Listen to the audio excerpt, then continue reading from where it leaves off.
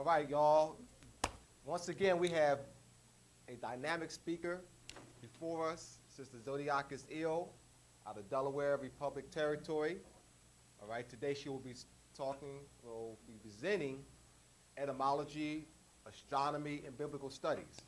All right, so we have 4 more classes.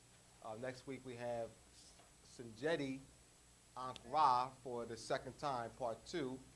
And then after that is Brother A.A. Rashid.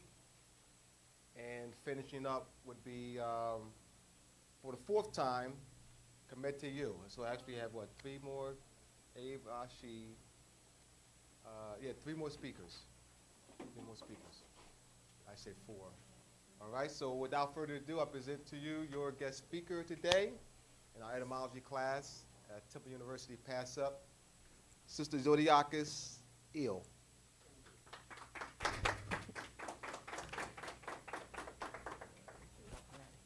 Peace, everyone. What we're going to go over today is a word called a parable. How many people have heard of a parable? Biblical parables? Okay. Whenever you see a scripture that says it's a parable, it derives from the Greek parabola. Okay? Every parable is a geometric figure.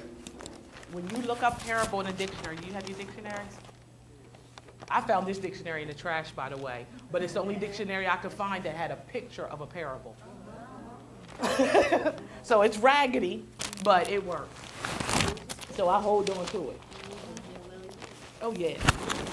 If you want to show everybody what a parable is a geometric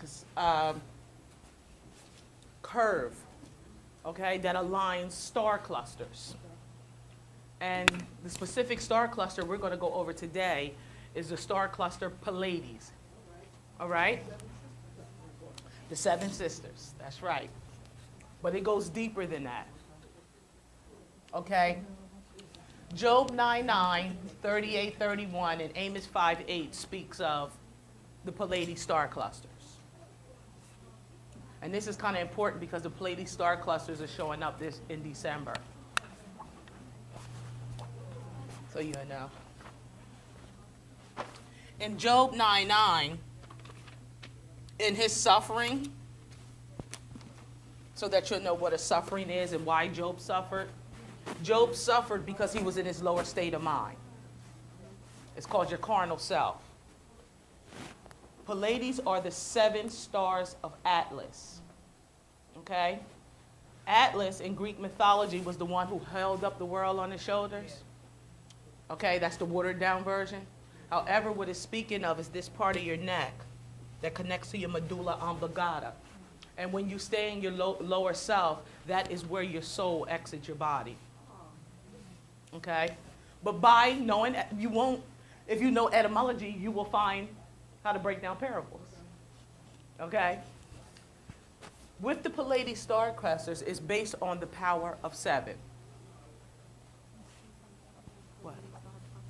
Yeah. Mm-hmm. I have it right here.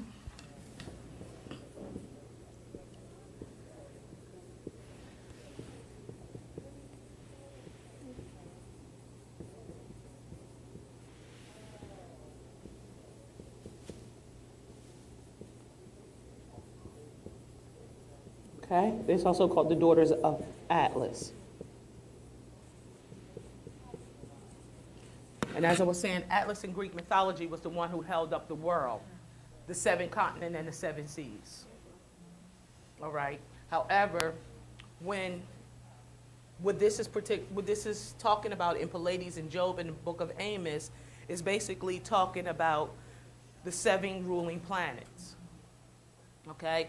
It correlates with the 7 seals, the 7 trumpet sounds, the 7 churches of Asia. The number 7 is recorded in the Old and New Testament 360 times. All right. This is a parable. The number 7 is recorded in the Old Testament and New Testament 360 times. Okay? The preamble of the Constitution has 52 words. 5 plus 2 is 7. there are 7 articles in the Constitution. 7 is the number that this planet vibrates on. You have 7 chakras.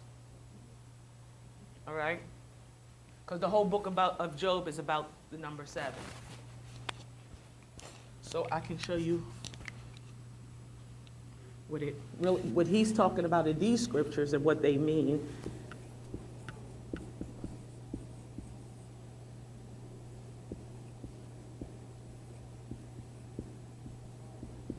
I have to write it backwards because that's how I remember it.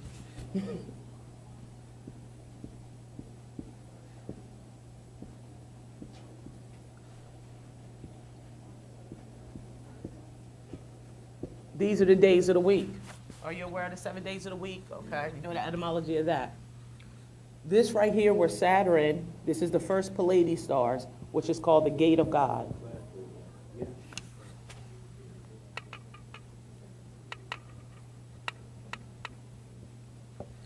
And this is called the Gates of Men.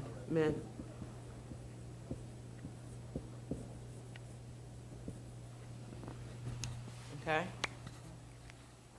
There's this thing called, when you ask your soul to come back into the flesh, you ask the universe for permission to get a physical body. Everybody's soul enters through Saturn, which is discipline. Okay, that's why they call it the gates of God. The gates of God and the gates of men is the tropic, the common name is the Tropic of Capricorn and Cancer, or the solstices, or known as the solstices. Capricorn and Cancer. This is the winter solstice.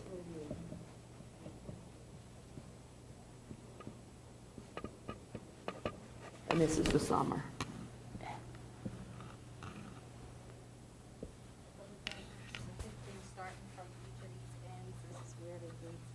Yes, each one is a gate.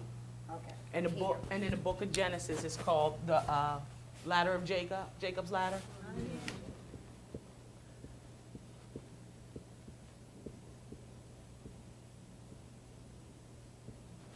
Okay. These 7 represents what we call, the first thing is Jacob's ladder, which is the 7 ruling planets, and then it's the Hermetic principles. I'm gonna just get the information up here, and then I'm more focused on not informing you, but whatever I give you to transform you. How when you leave here tonight, you can take what I learned and apply it to your life when you walk out this door. I try to make all my classes like that, okay? It will change your life.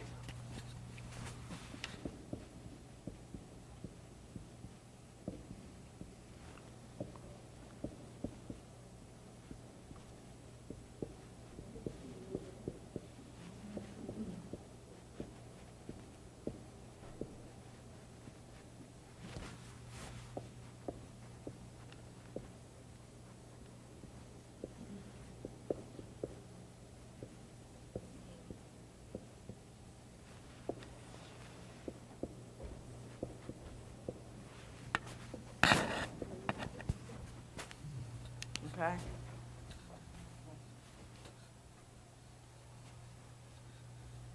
Now, to give you the importance of this, each one of these gates have a specific time that rotates around your body.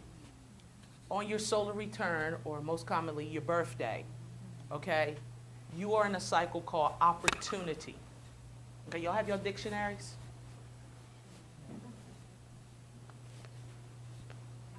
And I'm going to show you how to go from gates of men to gates of God. In other words, that means complete in your destiny while you're on this earthly plane now, so that you don't have to come back to this madness.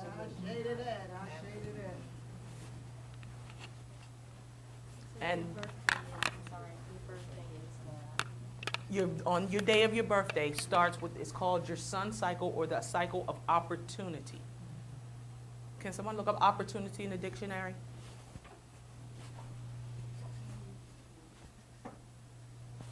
Because it's very important that you know what opportunity means. Does anybody think they know what it means? Opportunity?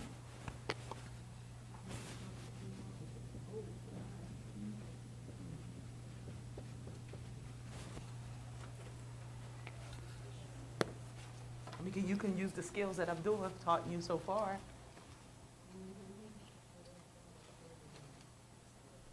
Take your time.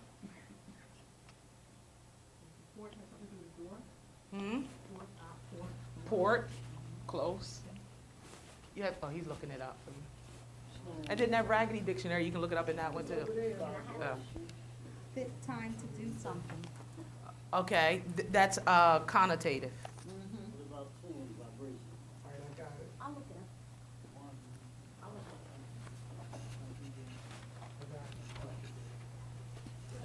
Go ahead. Okay, opportunity is a noun, a favorable or advantageous circumstance or combination of circumstances. Okay, but I want the origin of the word. That's still connotative. They didn't break it. Here they don't have the etymology. All right. Opportunity, yes. Okay. Middle English from Old French, opportune from Latin, opportunist from portum, venine, coming, toward, port. Ob, meaning to, the ob plus portum. Causative of port is harbor. Right. Basically, opportunity is the birth canal. Depending on, the older the dictionary, some dictionaries go back to natus, born, some dictionaries go back to water. But if you look up port and you keep looking up the etymology of the words, when they say C2, you would get back to the womb, to the belly button, which is your only birthmark. But the older the dictionary, the closer it takes you to the womb. And I think that one only goes to placenta, that book, Placenta and Fetus, that raggedy dictionary. But what I'm saying is, the older the dictionary, more to the truth you'll get to, all right? And it's very important that you look at various dictionaries in order to know the real, true origin of a word. Opportunity starts on your solar return day or your birthday. Every 52 days, okay, is a cycle.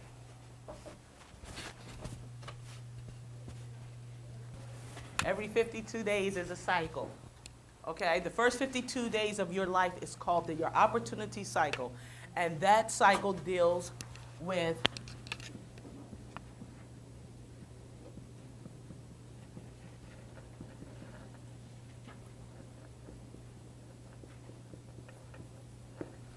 your character and your reputation.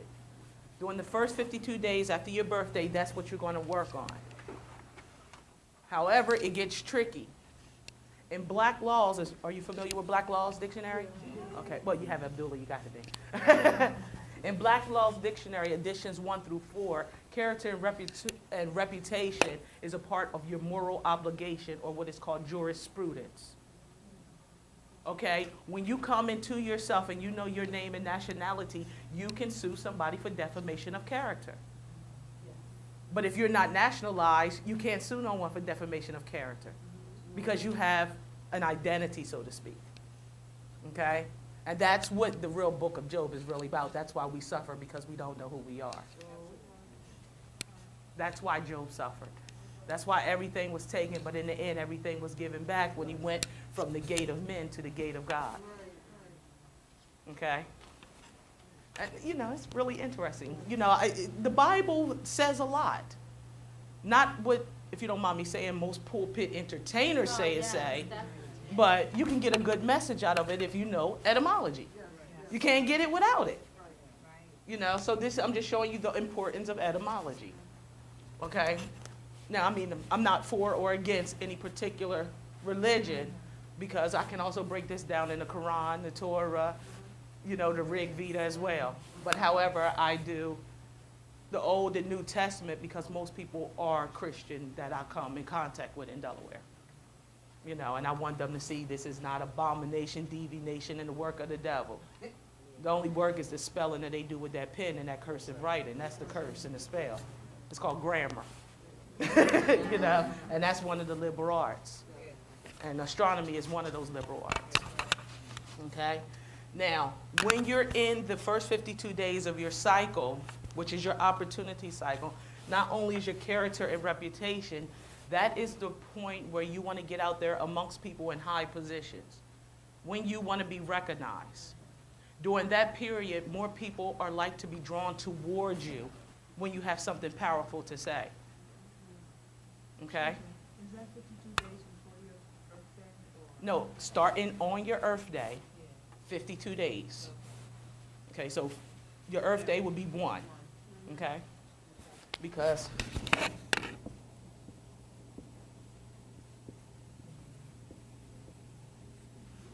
okay? And then on the 365th day is the actual start of your next birthday. You got to keep in mind, a parable deals with measurements. Okay? And our calendar system is off by 18 years and a fraction. Okay? But if you go look back at Job, if you want to know what this is, this will be the vernal equinox, or spring.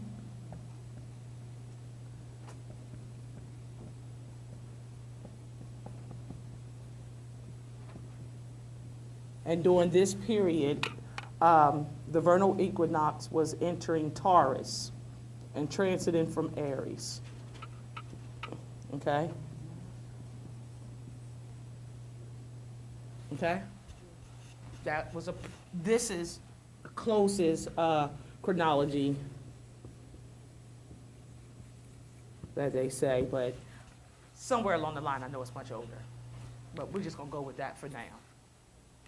Because in 1944, all of that changed when they started using the atomic clock. And then they added wartime, and then you started springing forward and springing backwards. And then in 2008, before Bush left office, he wrote an executive order to change daylight saving times to November 1st. Did y'all notice that? Yes. You didn't notice that? Yeah. It used to be in September. Now it's in November.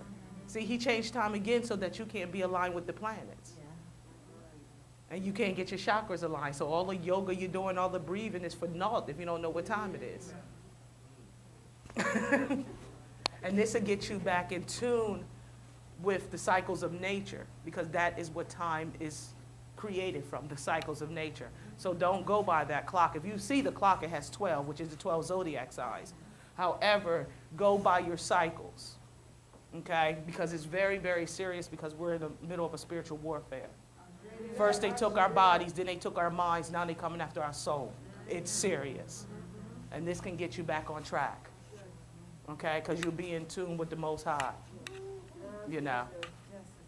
And what is so interesting about this, because in the book, in the New Testament, this parable corresponds, it says comparison. That's what a parable does. So anytime you have any scriptures and they call it a parable, it has to correspond with something. It needs another scripture to compare it with. Right. The scripture that this goes with is, in my Father's house there are many mansions. Okay? It's the grand architect of the universe who built her house without tools, eternal. And they said that in order for us to remember of her existence, she created letters and numbers. That's how the Greek translated. I am what I am, therefore I am. That's what that means. It's a little Masonic code. Okay? Then the comparison with Amos 5:8 goes with 1 Kings, and it's 7:11 through 14. When it goes, I'm a son of a widow from the house of Naphtali, and Naphtali is Virgo. So now you understand where the son of a widow comes from. Okay, it's in the book of Kings, but you need all of this in order to get to that. Yes. You know, I am the son of a widow. I'm a son of a widow from the tribe of Naphtali. Naphtali just means Virgo. It's an Akkadian word.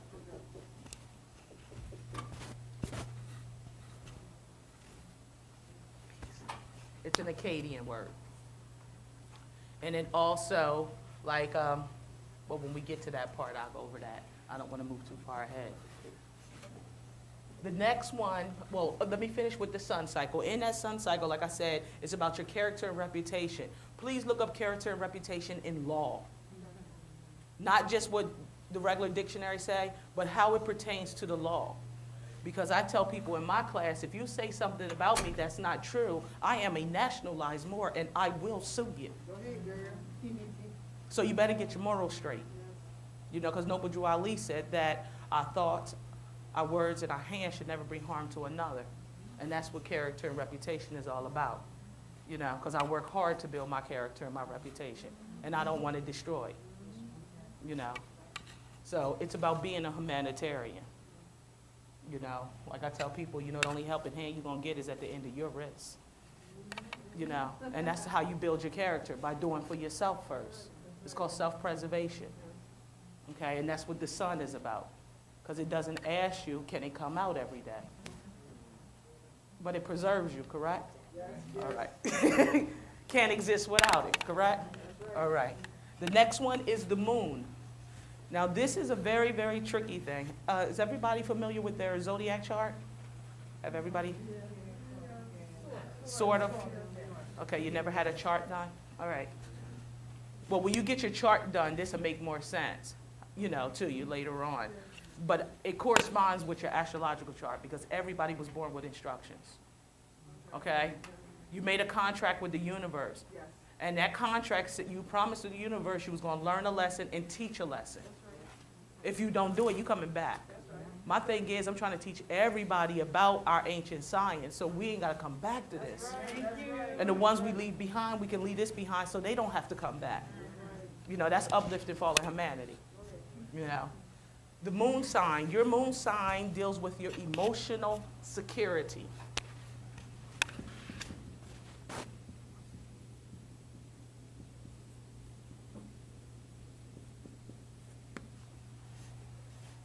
This is what you inherit from your mother while you're in the womb. Whatever your mother was going through for the 9 months she carried you, it is embedded in your DNA. Because, believe it or not, in every ancient mystery school, okay, the child was brought here to teach their parents something. So say if you're a Virgo, you was here to teach your parents how to be more perfectionists, how to complete things, okay? Aries was to teach their parents how to stand up, have a spine, don't let nobody push over on you. Taurus was about possession.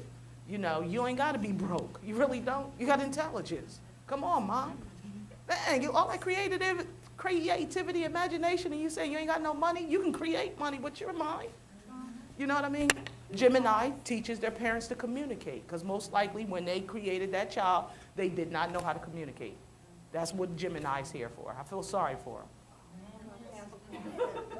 That's where I am. I'm getting there. Yeah, we're scary. No, no, we're not. Leo basically teaches people how to shine. The world is a stage, and I'm playing every part. Okay?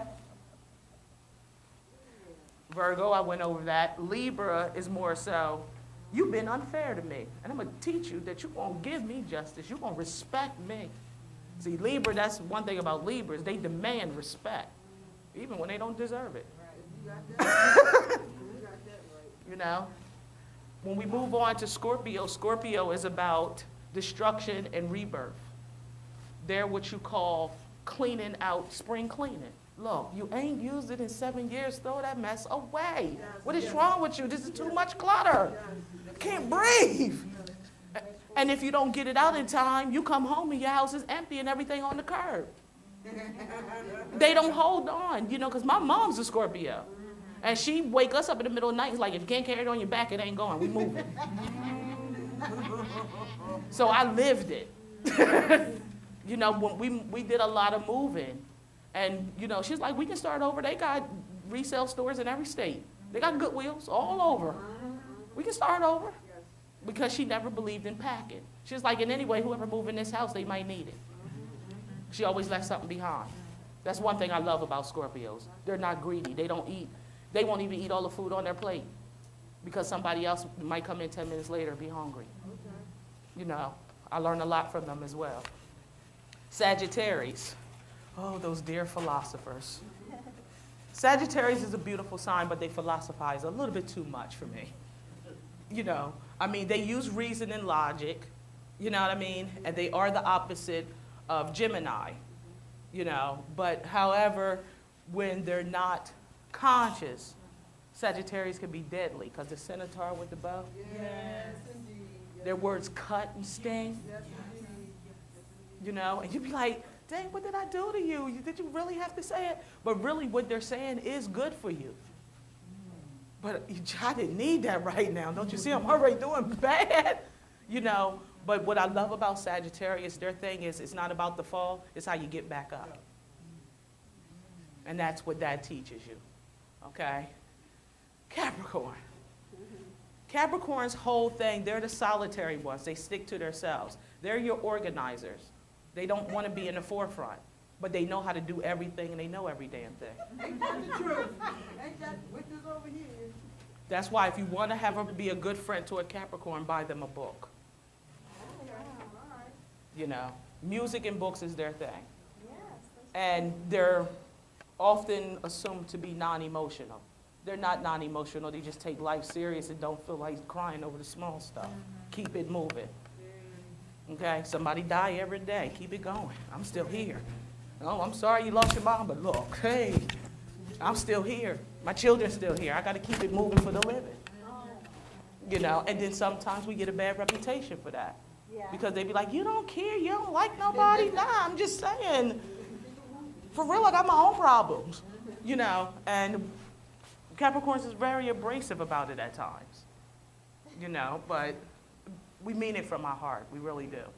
We really do. Aquarius. I just look at Aquarius as, man, what am I doing here?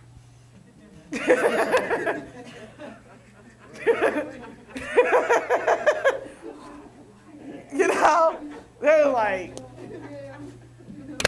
you know, that's the best way. I mean, because it's the water bearer, and a lot of people think it's a water sign, and it's not. It's an air sign. You know, but they're like, what the? Actually, it's electricity. Yes, it's electricity. And they will use it, won't they? Yes. You know. So being around Aquarius, I like that because sometimes when I get in my indolent stages where my confidence level go down, like especially if I'm writing a book, and I'll be like, ain't nobody gonna read this. I have my Aquarius friends that I can call that'll zap the energy in me and I get right back up and my confidence built up. So that's why I have Aquarius around me when I'm in my writing stages. Because they're honest, they tell you the truth. They be like, that sucks. Okay. You know, they won't say, well, you know, that's good. You know, just because they're my friend. They are honest, and that's one thing I love. Aquariuses really don't lie. You know, and if they tell a lie, you can best believe it was done to save their life or yours. It's survival. Basically, the last but not least, Pisces. Okay? I didn't, yeah, I did Leo. Oh, I'm sorry. I know, but because that rules the moon. Okay? Okay? Pisces. Basically, Pisces like, dang, when y'all gonna get it? I mean, dang, how many times are you gonna repeat this? When are you gonna get it? See, 1 + 1 is 3. Man plus woman is child. When you gonna get it? Because we still saying 1 + 1 is 2. Pisces like, no, it ain't not the last time I checked. Because I'm a woman, that's my man, and we got a child. 1, 2, 3. When y'all gonna get it? Get back in tune with nature. That's the Trinity. See, that's what Pisces is about. They get into their spiritual, and they stay in their imagination a little bit too much. A little bit too much. Because sometimes their imagination, their creativity hurts them and hinders them from accomplishing things on this carnal planet. Because they're so far up there. You have to bring them back down. They're like a balloon. You got to tie them down sometime. Because they get up there and they don't want to come down. They really got to learn how to balance the divine and below, above and below. You know, that's why Pisces have to be around other water signs, Cancers and Scorpio, as well as earth signs, because earth accepts water. Okay, so Cancer, Scorpio, and Pisces has to be around a Taurus, Virgo, and Capricorn in order to stay balanced. If they don't have those elements in their life, they're unstable as water. You know, Cancer, ruled by the moon. Whew, those emotions. The moon rules everything. All things consistent of water. This is a water planet called Earth. Your body's mostly water. Water is the most powerful element, not on the planet, in all the galaxies. I mean, it's a solid, it's a liquid gas. You can boil it, you can freeze it. You can do so many different things with water and it still come back to its natural state. Okay? The most powerful thing about water and the moon is because 777,777,777 sperm came out of your father's sac when he ejaculated and you made it. You made it. You made it. Okay? That's all controlled by the moon. Okay? That's what a parable of Pleiades is really all about. That's what Job was talking about. And if you read Job and how he lost his children, each one is assigned to a planet. And in Revelations, the rebirth of those 7 planets or those 7 gates is called the 7 churches of Asia in Revelations. And when you got it right, in Revelations, Jesus is standing there with 7 stars in his right hand, getting his swagger on, leaning, like, come on, babies. You in the gates of God's. Come on home. All right, yeah. That's what all of the twirling of the stars are, is in Revelation. Don't get spooked out. It just means your chakras align. You went from your lower self to your higher self. You had DNA explosion. Your pineal gland said, pop. Okay? It's just getting in tune with who you are. That's all it means. And that corresponds with chapter 25 of the Circle 7. Because 2 plus 5 is 7. Okay? Now, with the moon, you know, have you heard all of the hoopla about the moon lately? Now, I'm trying to figure out how they saying this is a new discovery when it's written on the temples in Peru. It's written on the temples in India, Hindustan. It's written on the temples in Brazil. How is that new? I mean, They didn't tell us. It's new to them. Okay. They didn't tell us. Just like they tell us Uranus, Neptune, and Pluto is new. But it's proof that the Babylonians knew about the energies that came from those generational planets. But they got us believing this and especially with Pluto, they wanted to stop it from being a planet, and that's so that you wouldn't go into self-mastery, get into your Dalai Lama state. Okay? That keep you from going to the 9th level or getting in tune with the feminine. Okay? And it's also called fennel. Have you ever heard of fennel? The oil that Mary Magdalene actually rubbed Jesus' feet with is fennel oil. But the old Bibles, you have, that's where it says fennel in the old Bibles.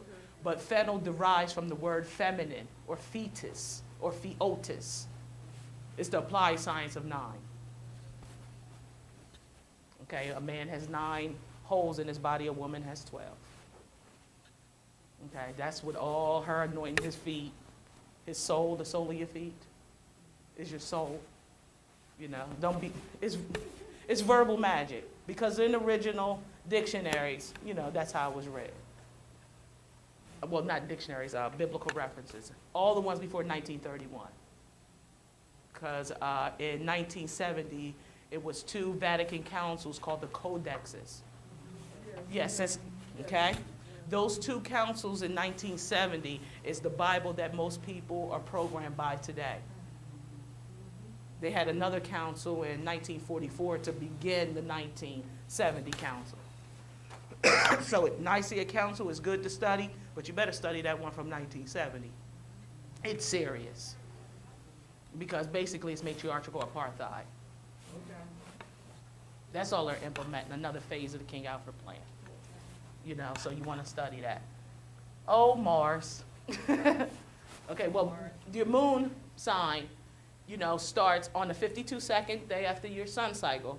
Okay, on the 53rd day, it starts your moon cycle, so you know that. Okay, so you on your paper, you should have these planets listed, and then 52. 52 plus 52 is 104. And that's what? 56, and so forth.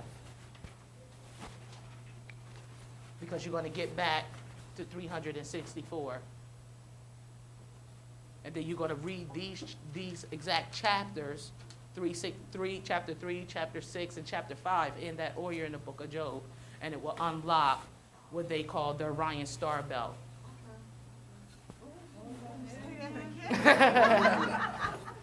You're going to read these just as this, but keep in mind, you're not going to just sit there and scan over these scriptures. You're going to use etymology.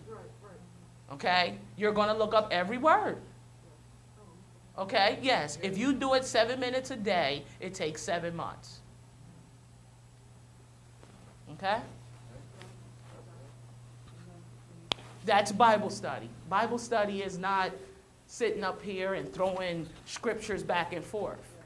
This is Bible study, knowing what a parable is. You cannot figure out none of this if you don't know the geometric or the mathematics, or also what they call, it used to be, a parable used to be called a ritual. There you go. Okay? Comes from the word right, from arithmos. Arithmetic. And then I found out something other too. And you heard of numerology, correct? Yes. Well, numerology is called arithnomancy. That stuff that y'all get off the internet as far as numerology and all of that, that is not numerology. That's a bunch of mess to get you out of tune.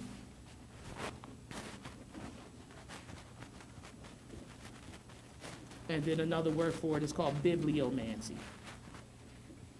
And usually we don't have time for that, but when we get into bibliomancy, we break down what biblos means, break down the Phoenicians and all of that. Okay? So that'll give you something to study when you're studying the Bible. And I bet you, if you actually study the Bible, you'll know more than any preacher out there. But the difference is you'll be telling the truth. You know, you won't be programming the people, you be setting them free. You know, sister, I know that you don't have a lot of time on the paper and the late 20s, but really, people don't really understand what studying is. Exactly. We've never been really taught to study and how to study. You're touching on it a little, you know, the base, the foundation, but you're sitting there and you say, go study it.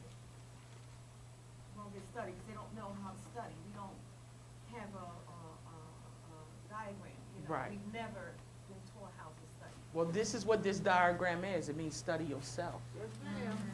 Yes, ma'am. If you want to study, the first thing you should study is you. Stop trying to know everything and know everything about yourself. And don't get wrapped up in different things that other people get wrapped up in. Whatever draws your attention, whatever you have an interest in, let that be your goal. Don't try to know what he knows, she knows. You don't get anywhere. And all that jack of all trades and master of none, that's to keep you in the American dream, and you must be asleep for that. Right. You know? You gotta, that's what sovereign conscience is about. That's the moon. You know, getting away from that emotional insecurity that you got from your mother in the womb. Because if your mother was victimized while she was pregnant with you, that's in your DNA. And you get the first 7 years of your life to cleanse it. Now, what if you didn't have anybody conscious around you to help you? You still carrying that on. I guarantee you, it's everybody holding a pain from pre-adolescent stage. Everybody in here is holding one. And that's what the psychiatrists prey on. Well, and psychiatry is based on astrology. Your id, your ego, and your superego is your sun, moon, and ascendant.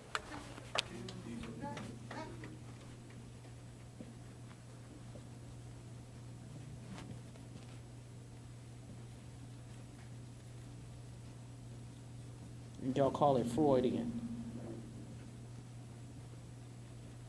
And he slipped and bumped his head. Yeah. And that's a Freudian slip. And what did you call his terms? Id, ego, and... Yes. Id, ego, superego. Okay. Another person who added to it was Jung.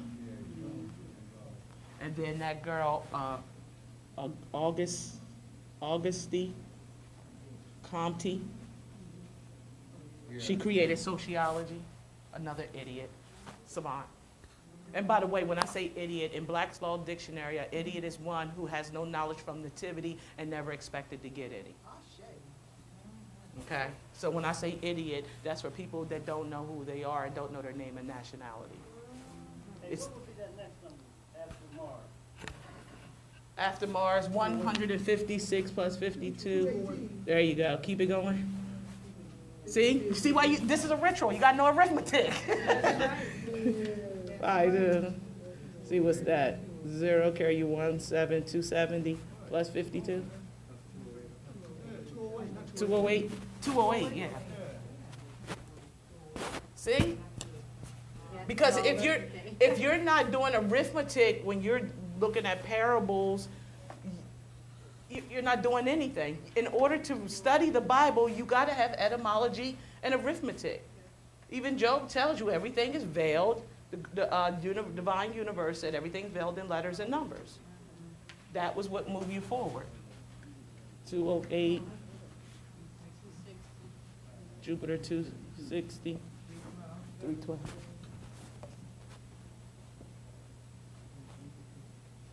364. No. Yeah, that's right. 364. Yeah. 52, 104, 156, 208, 26. And, you know, in the past, I used to play those numbers. Because there's a certain cycle, like, what is it, your Mars cycle? For good time for speculation.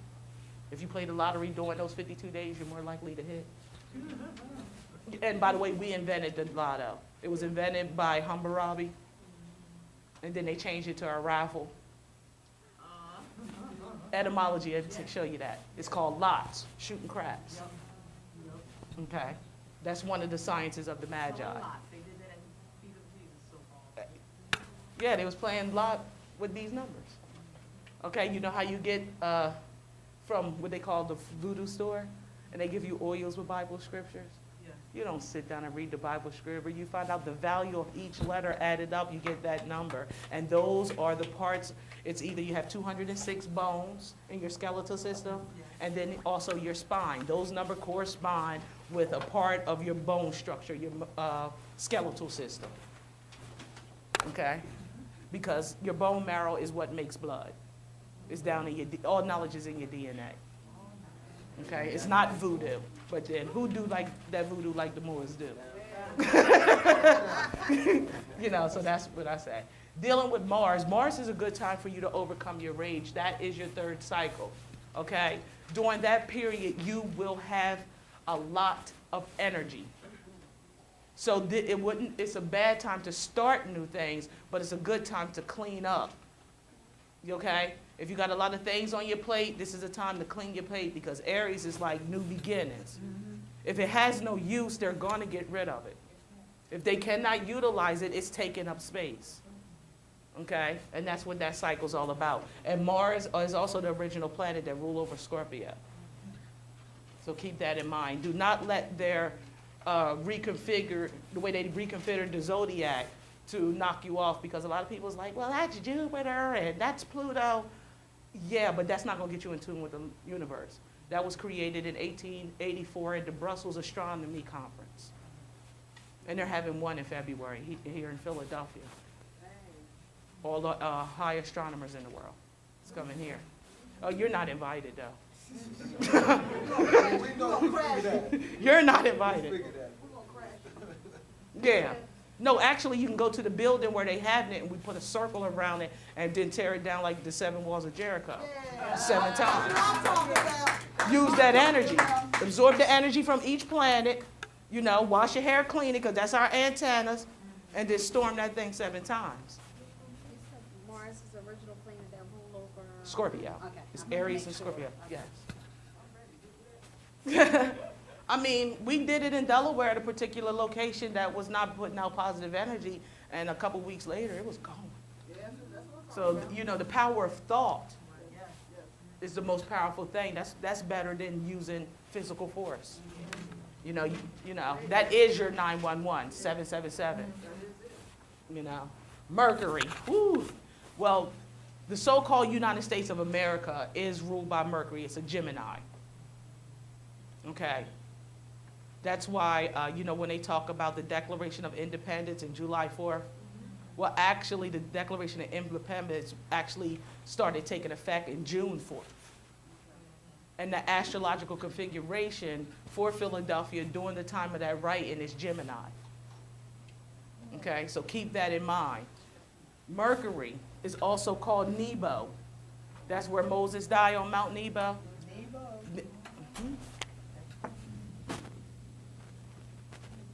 It's also called Nabu or Nabi. Oh, and your word for it is? So you're going to either respect the prophet or you're going to make a prophet.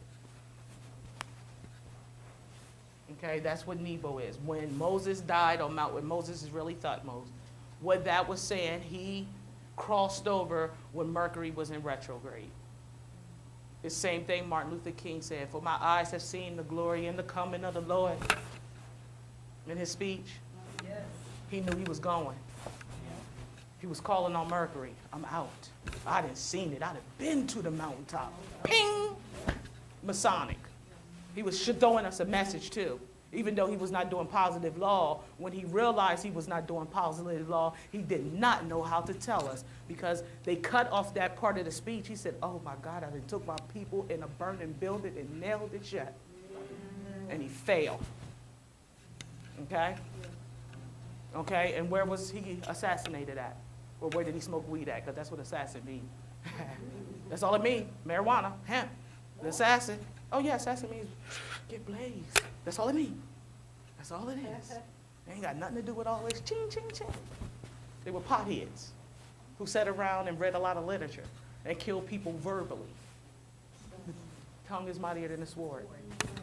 Don't believe the way they have reconstructed history, people. Did you say prophet, and did you say because of Patmos? Did you say Patmos? Patmos? No, Thutmose. Moses was really Thutmose. Oh, yes, okay. And like with Martin Luther King and Moses, he was assassinated in where? Where was he assassinated? And Memphis is what? Where all the pharaohs was buried. The Valley of the Kings. It's all code. It's all in your scriptures too. They assassinated him based on a parable. You know, when you get into Albert Pike books, you will understand what the grassy knoll was because Albert Pike, John F. Kennedy, Robert F. Kennedy, Malcolm X, and Martin Luther King was all assassinated at the age 39. 3 plus 9 is 12. It goes back to 3 to the Trinity, separating the mind, body, and soul. Okay? It was planned. That's what the grassy knoll is. That's how they started off. Okay? And it's all based on Job. You know, so that's why we just over broke. So don't be getting no job, study Job. Because you got to go to work, but most likely 7 days a week to survive. You got to deal with these planets every day. You know, I've had people who's like, well, the Bible says we're not supposed to study this because it's the devil's work. You know, what day you go to church? Sunday? Oh, okay. Since you're saying about the systematic thing about the Martin Luther King, what about Obama? Is that astrologically? Yes, that deals with the 13th Amendment, the 16th Amendment, and the unconstitutional 20th Amendment. It's called lame duck. Okay? And it's called the draconian star constellation. And draconian laws is strict laws. It's another Greek word for democracy or plutocracy. Okay? But that goes under the Orion star belt. That is what in Christianity they call epiphany, the manifestation. And Congress meets back on January 3rd of every year, but originally the Constitution says it's the first Monday of December. Okay, you would really have to, etymology again. Okay? You got to know what the word apportionment means versus enumeration versus a census. 2010, the census is starting. Okay, and before I finish, I'm going to close out with that part. So, because I want y'all to leave here with something that, you know, can help you. You know, so this is not just about me throwing all these words up here. I'm gonna leave you with something. All right. So when you count these numbers, make sure y'all have these, and when you get home, you're gonna sit down with a calendar. You're gonna count these cycles. Okay, and then I'm gonna make sure the little simple charts from your birthday, every 52 days. So it should be easy. Because most calendars have numbers on them. So it won't be hard. If you can't count from 1 to 52 7 times, something wrong. But, Sister Ashira, don't many people fail it? No, for real, it will drive you nuts in the beginning. Right. Because you're looking at, Not accustomed to it. right, you know. Because we only look at the calendar to see where we need to be at that day. We're not using it to plan. Oh, and by the way, this is how New Year's resolutions, this is where this came from. And also the 7 days of Kwanzaa, which is supposed to be an all-year thing. Because each Kwanzaa principle you're supposed to study for 52 days. Okay? From the 26th to the 1st is when you do the review of the 7 principles, what we're doing now. Okay? And then starting on January 1st, that's when you start the 52 cycle for Kwanzaa. And each 52 days, that's what you work on a different principle. And it's called Ngozi Saba. Nguza Saba. Saba. Is the Sabaeans. No, it means seven. Yeah, it just means 7. Saba is, Saba means 7. right. Who's, the principal? Okay, yeah, right. But Saba is actually longitude and latitude. It's called the 14 Pieces of Osiris. Oh, okay. Okay, from the gates of Thebes to the 3 pyramids of Giza, 90 degrees. Saba. That's what Saba really is. And it's also the root word for Sabbath. Saturn, the 7th day he rested. And Sabbat. Okay? Is there anybody in here familiar with their scriptures? See, the thing about this, after I teach this class, most people get back in that Bible and be like, ooh. Okay, it's called Succoth. The Jewish people, they also spell it this way. We call it Red Monday. There is no separation of church and state. Okay, at the end of September, when Congress, isn't it funny how Congress always recess during Jewish holidays? And then in September, after vernal equinox and all their high holy days, and Succoth, which is really Pallades, that they all the 9 Supreme Court justices, keep in mind that number 9, okay, they go to the Catholic Church with the Jews and the Muslims in Washington, D.C. It's called Red Sunday. The following day is called Red Monday, and that's when they get back on the bench. But the bench is turned upside down on Sunday, so no law is interpreted. There's no separation of church and state, you know, because all 3 of those religions that come out of one, okay, they meet and they have a day of unity, and we can't do it. And they using our sciences. We should be ashamed of ourselves. Okay? Jupiter. Okay? Jupiter is a planet, basically like a lot of people say, it's your blessings. But if you don't do anything to get those so-called gifts, you're not going to get them. It's not like Jupiter pops out the sky and say, bling. You have to put some work into it. And in astrology, a lot of people misinterpret how they explain Jupiter. They're like, yeah, Jupiter is where you're going to get money, you're going to get that car, you're going to get that. No, you had to do something. It's just going to make it better for you. It just don't make it happen. Idle hands get nothing. You know what I mean? And they do the devil's work, right? Okay? Now, the thing about Jupiter is wherever your Jupiter position, like with mine's, okay, mine's is in Scorpio. Anybody who has a Scorpio sun most likely will be my best friend. And most of my best friends are Scorpios. Jupiter is the planet to tell you who your real friends are. So wherever your Jupiter placement is, you study it. And you look at the people in your life and see if their sun or moon is in that sign. And I bet you they got your back. You know, and it's also, if you're in relationships, it's good to know where your mate's Jupiter is. Because, you know, when some women get jealous when their men talk to, and vice versa, talk to other women, that woman could just be shining on his Jupiter. He's not cheating. She just knows what to say for him to communicate. And the same thing for the woman, where her Jupiter sign is. Because, you know, those are the people we communicate with, our Jupiter alignments. And a lot of relationships end because we don't know astrology. We don't know who, ourselves. A lot of relationships can make it, And, that's what astrological counseling is all about. Okay, Venus. Oh, my beautiful, beautiful Venus. Lucifer. Okay, that's the original name for Venus. It was called Lucifer, the illuminated one. Okay, the morning star and the evening star. In Isaiah 14, when he says that, oh, how thou hast fallen, O Lucifer, he's talking about Venus standing parallel with the moon.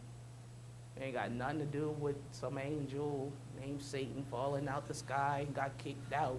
No, it's a conjunction, okay? And when Venus is standing high, it happens every 7 years. When Venus is standing high like that, that's when your greed comes out. Everybody. You're greedy. Your greed come out. If you ain't conscious and stable, that's when your greed come out. It happens to all of us. Yeah. We don't want 5 M&Ms. We want the whole bag. So when you know that when you being greedy, be like, Venus, sit down, man. You know you're supposed to go in there and just pick up 1 peppermint, not a handful. When you pick up a handful, that's Venus messing with you. Okay? We all been there, have we not? Okay. And that's the beauty of Venus. During that cycle, most people are focused on literature, fixing up their home. That's the best time to redecorate your house. Because, when I'm in my Venus cycle, I paint. And right now, in my house, every room a different color. I mean, it's bizarre. It's gold in one room, blue. We got yellow, right? The fence is green and yellow. Then we got the bathroom is now, there's somebody spit up green. It depends on where I'm at. We need those colors because it's I'm the only female, and it's 6 men in the house, 7 of us. So I got to hop from room to room where that color can keep my chakras. Because that testosterone, woo! Where do you learn best about the colors in their energy? Actually, the Kemetic system is good, but I think the one that is the most powerful, should I say, you get the better results, would be the Hindu. Start with yoga.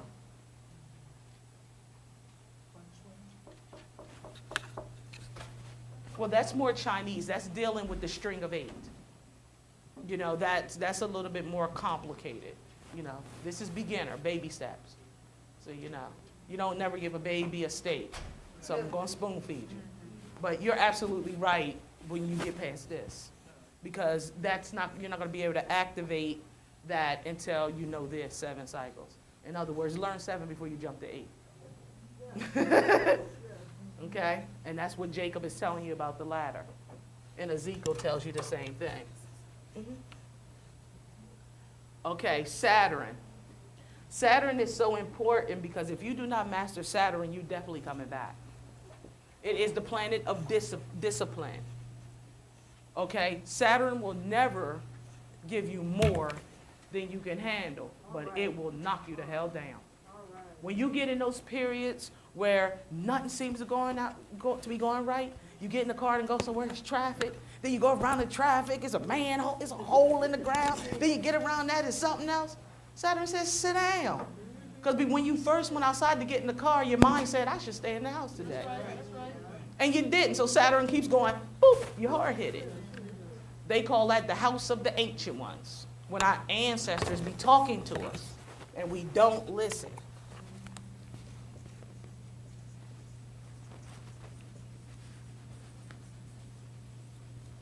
And by the way, to get in tune with Saturn is coming up too. December 1st. And I'll explain that. Do anybody have the time?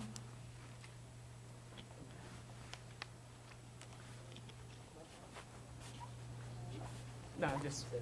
7:58. Oh, okay. I just don't want to miss my train. Okay? But this is a lot of information. And then if Abdullah invites me back, we can do part 2 and go in depth with it. Okay? It's the house of the ancient ones. All right? And the book of Daniel is called the Ancient of the Days. You ever heard of that? Well, these 7 planets is the Ancient of Days, okay? So that you'll know that. Okay, this is, has anybody ever heard a little ringing in your ear before? And they tell you it's tinnitus? No, that's the ancestors talking to you. Those Europeans don't know Jack, but they want to give you something because as soon as you go to them, they be like, oh no, we got to stop that. Whoa, back up. And then I was reading this book that was written back in the 1700s about the ringing in the ears and how it's the ancestors saying, you messing up, I'm here, baby, call me. I got your back. And they want us to cut off our connection with the spiritual umbilical cord. Are you crazy? And that's all it is. Because as your chakras get aligned, it gets ting, ting. And what's the original name for the ear? The original name for the ear. We don't know. Tambourine. Now, hold it. The eardrum. Now, you know how the ringing in the ear, it comes and then it goes right away, then it comes and goes right away. Well, what about if it stays? Then that means your solar plexus is not spinning. It could be spinning, but in the wrong direction. You got to detox, y'all. You need magnesium in your body. Okay? All women right now, y'all need magnesium because they done took it out of everything. Because magnesium is what has us doing this. We can't concentrate. We have to get back to liquid magnesium and complete nutrition because there's no way for us to get magnesium. But you have to keep in mind it's the part of the King Alfred plan. They're trying to destroy us. Okay, so that's why people be like, yeah, but what can I eat? Nothing. They taking it out. You just got to go and get the real magnesium and take it. And I'm telling you, it's nasty. It hit the 5th taste bud under here. But it's worth it. I mean, it will have you all day like, ooh, it leaves a taste in your mouth. But the thing about it is it makes you stronger and it builds up your immune system. You know, another way to start off with is called brewer's yeast. And that tastes like dirt. Brewer's yeast. And you really need it. You're a Capricorn. But you need it with calcium and potassium. So that is still salt. Yes. Oh, okay. But complete nutrition. But I like the liquid better. To be honest, you can get it on the internet. Just type in complete nutrition.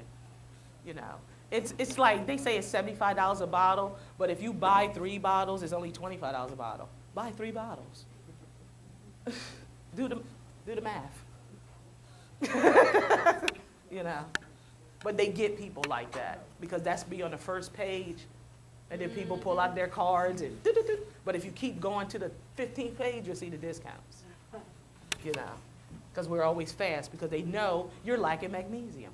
You're not going to sit there and study it long enough. You know, so they use it against you. Right? Saturn is so important. It's your cycle of rest. Okay? When you are in your last cycle, your rest cycle, which is the last 52 days before your next birthday, everything you do is going to fail. You're supposed to chill. If you really think about right before your birthday, how you feel, don't you feel? And then when your birthday comes, you're like, yeah, it's my birthday. That's for the opposite. Well, that's that Capricorn. That's that inner depression. You got to get in tune with your moon sign. But that's just a Capricorn thing. We're just loners. It's all right. You know, but we scale the mountaintop sure-footed. We steadfast. You know what I mean? We take one step at a time. It's okay. Everybody else is zooming past us, and we'll be like, dang, how did I get all the way over there? Well, then that's something in your moon sign, too. You know what your moon sign is? Okay, so you got to find out your moon sign and everything. So that has a lot to do with it. Okay, are you a December or January Capricorn? December. Oh, okay, that has a lot to do with it. You need this, too. Well, everybody needs it. You know, but by you being a loner, I bet you can't name 99 people you know, can you? That you know. I didn't say people you are acquainted with. Because they run on the 99 attributes. That I know? Yeah, 99 people that no matter what got your back. Oh, no, I don't know. I That's don't it. know that. But that's the goal for Capricorn, 99 friends. I got 99 problems, but really, it's the 99 attributes, the 99 beads, the rosary. Capricorn starts off the year January 1st, and it ends the year. It's called the tax season, because nobody makes income, just like you don't supposed to pay tithes, because tithes is 10% of the income. Y'all make wages. So you're saying that this, but in Lucy, that's supposed to be done. You shouldn't make tithes at all. The 20th Amendment ruined that. You don't get an income. You get wages. You're servants. Yeah, you're in bondage. So when the church say you got to pay your tithes and offering, but the dictionary says and the Bible said that it's supposed to be 10% of my income. We ain't got income since 1933. I don't owe you nothing. Now, it does say out of your wages, you're supposed to add to the building fund. That's why the building fund is always there, and there ain't no building. That comes out your wages, the building fund. But ain't nothing got built. Okay? Not 10%. You're supposed to, a free will donation of your wages. It's not 10%. Those people that is called deacons of the church, they pay 10%. Not you, not the congregation. Hey, if you're going to walk like a Jew, do what a Jew do. You know? Just don't be a black Jew. Huh? I said Malachi 3:10. Yes. And also in Deuteronomy. Yeah, it's a parable. It has to have something to compare it with, a comparison. So you know. 18. Just read the whole chapter. Because it'll tell you what all this is. Sorcery, witchcraft. You know, it's like, So why are they against it so much? I mean, why is it? because you won't need that hit every Sunday. I mean, everybody go to church on Sunday. They get that hit. They feel good. You got to go back and get another hit next Sunday. They don't give you enough to keep on moving. They don't give you the 7 cycles. And if you know this church, and for anybody who's ever been to church, they go over the same 101 chapters from January to December. And then Noble Drew Ali wrote the 101s to break that spell. Okay? That's what the 101s is really for children, to get you from being programmed. And they won't talk about Jeremiah unless they asking for some of this. Okay? When's the last time you heard a minister talk about Daniel and Revelation?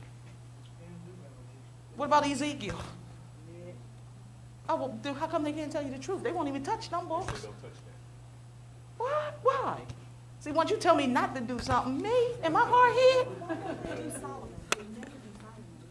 Why? So they can tell you you're the most powerful thing on the planet?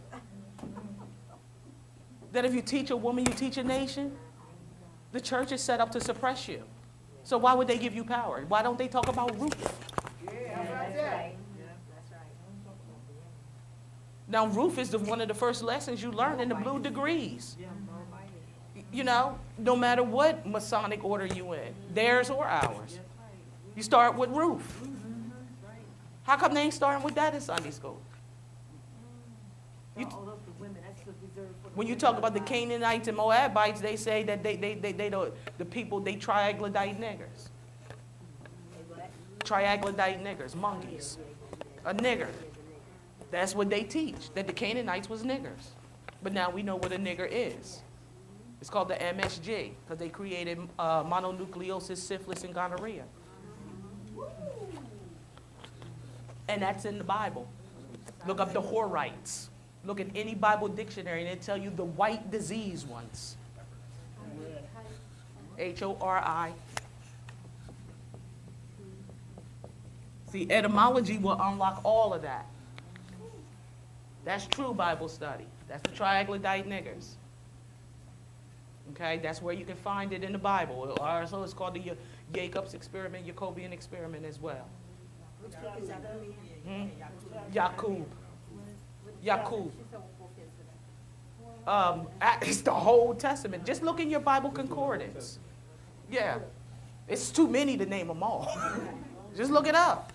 And what they were talking about them in churches, they use it and make us believe that they're talking about us. They flipped it on us. You know, and then most of the ones that are standing up there preaching, for the most part, they do know. Because they're preaching, not teaching, right? So you're not going to get this because they're to preach to you, not teach you. And how you can tell the difference is when you go to a church, any church, ask the pastor, minister, whatever, did you go to a theological school or seminary? Because seminary means sperm, semen. So that means they got it from a testimony. Testimony means testicles. They got balls to tell the truth, basically speaking.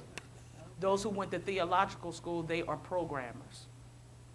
So it's good to know where they received their education. If they say, oh, I went to the seminary of such and such, be like, oh, see, then why you ain't talking about nationality? Because I know you know. What's a parable? Oh, I'll talk to you later, sister. We'll talk later. I'll take you out to lunch because they see that I'm a threat to their congregation. Okay? But those are simple things you can ask. You don't have to be rude. You don't have to disrespect them. Well, Red, what school you go to? And then don't respond to the way he wants you to respond. Just be like, oh, that's very interesting, and walk away. Let him be bewildered or she be bewildered. Walk away. Because they always going to remember you because they know. Yes. Why she asked me that? Yes, yes. And then when you come back next Sunday, oh, they're going to point you out in the congregation. The Lord got something for you, sister. You're going to be the favorite person in the church. Trust me. Because they be like, what is she going to tell? What she know? Biting her nails. I like doing it just to keep them. You know, I go to all the churches, you know, just shake them up a little bit. But then again, I also volunteer for the children's Sunday school. And this is what I teach the children in Sunday school while they up there listening to the kids. You gotta get it in. You gotta get it in. And this is how I started all of this. Okay? From that. Oh, yeah. Oh, by the time I get done with those little kids, they'll be like, oh, if you ain't more, you less. And that's where you actually need to start it at, because children, you know, their way of deciphering things and really discussing, I mean, they would get it better at a younger age as Right. opposed to And then use the Bible stories that they have for children. That's right, it's there. You know, like David and Goliath is the 5 cents or the quintessence of the law. That's the 5 senses coming together like one stone and hitting him in his third eye. Yeah. You know, so I just tell them the truth. And I just make little jokes and cartoon characters, you know. And then I know they from the street, so, you know, I'll be like, come on, yo, let's keep it gully. You know, I talk the way they can understand. You know, and then we talk about the pants sagging in the back. What does that mean? You know what I mean? Well, it's basically to get your spine out of line. That's why it's a fad. Because, see, if you look at these brothers, they're apes. And it was my baby brother who opened my eyes to this. He used to have his pants sagging, and then he said, man, I got to start dressing. You know, I got to get my thing right, my swagger back. I can't be doing this with my pants sagging. You know, I'm 30 years old now. I can't be looking like that. And he went to go put on a shoe. This is Stacy Adams, and couldn't walk in them. Because he's so used to this. And dragging. It destroys you don't have a swagger. You know, back in the day, the brothers had a walk. You'll be like, oh, look at that. Now they just got the gorilla thing. Yeah. When's the last time you seen a brother with just his swagger? And then you can't help it because you don't see it that much, and you just be like, damn. You know, reminisce. You know? Because I said that to Abdullah today. I said, I seen you all the way up the street. You got your swagger. Because he owned his walk. You know? No, but most conscious brothers have their natural swagger. Because they're confident. They hold their head up high because they know who they are. Their spine is straight. Their chin is high. So they don't have to do this. You know? They come to you strong. You know, and that sagging pants thing, they just don't even know it's psychological warfare. It's physically also, it's their knees. Yeah, it bends your spine, osteoporosis, okay, and calcium in the back of the kneecap. Yeah, because they have to throw their leg Right. a certain way to make sure the I didn't make them, right. Yeah, I just Yeah. think that I have a shop in Northeast almost. Mhm. So a lot of young bucks that come up in there, and they have the. I was looking, I said, how you gonna run from the police, man? Look at me. Mhm. Awesome girls, you done. They jump out right out of them. I seen them do it. They have sweatpants under it. I seen them in my neighborhood. And the police come, they walk right out of them. You done just let about a $50 pair of jeans, like your DNA ain't on it. Like the cops is not gonna pick those pants up. I mean, it's oxymorons. But I've seen it, you know, but they don't realize it. You know, it's just like the way that they wear their hats, you know, with it sitting on top high. They don't even know what that symbol means. Only thing you're saying is you're a mark. You know, white T-shirts looking like pen, you know, sheep's headed to the pen. Attention. Pay attention. Because everybody out there got on white or black T-shirts. No identity. They have an identity crisis, but they don't know who they are. And then, you know, and I see girls, young girls out there, they be like, I got the green baby fat, so what, she got the purple. You still ain't got you. That's right. Oh, my gear in style. Style, what happened to class? You know what I mean? Because everything you got, somebody else can get, they got it at the mall. You know, so you really don't have something that nobody else, well, I had it first. No, you didn't. The person who created it did. Try creating something. Even buy you some no-label jeans and put your name on them. How about that? The only thing you gotta do is get on the bus and go to China, the fashion district of New York, 2 hours away. Because my aunt used to work for the jean factories here, Levi's and all of that, here in Philadelphia back in the day. And she said they had this big thing with all the labels. They made one kind of jeans. It's Jordache, Levi's, Wrangler. It's all the same jeans, and they just sew on different things. Yeah, well, you still can now. Up in New York, you can buy them. But you got to buy 144 pair at a time. Ain't that something? What a number.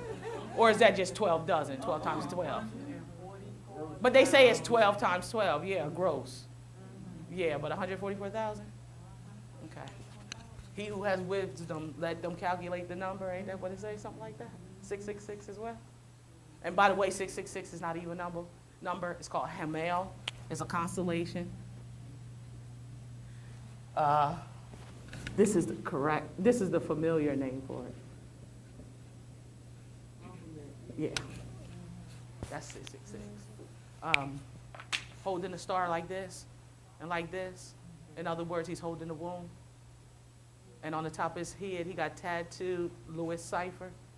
And then his Venus right here. It's not evil. You know, it's the new moon and the full moon. It's called Hodesh. Y'all do it every year at Thanksgiving as well. You know. Oh, that's a lot of stuff up there. Do you? I want to ask you, because somebody asked about Obama. He's a Leo and his wife's a Capricorn, right? So I'm They a running Leo. things. I'm a Leo, right? Okay. I'm attracted to Capricorn, but also with me and Aries, you know, we do Right. like a lot of, like, after this Aries, I'm Leo, so we just, Right. you follow me? Your fire signs. Yeah. Okay. But the Capricorns is like They're about their business. They get things in order. Yeah. Leos like to shine, and Capricorns is the manager, the one behind the stage. If you want to look at a Capricorn, we're the puppet master. okay. We figure out what everybody's position is, and we put people in their rightful place. And you said that's what Obama is? Well, he's a Leo, but his wife is a His Capricorn. wife's a Capricorn. So I was just thinking, she mentioned earlier. So she's the friends, president. Right, she's the president. She's the president, and he's just the actor. Read Othello by Shakespeare. You know Othello the Moor? And who else was a Leo? The other guy. The first black president. I'm trying to say his name. No, Bill Clinton. Bill Clinton.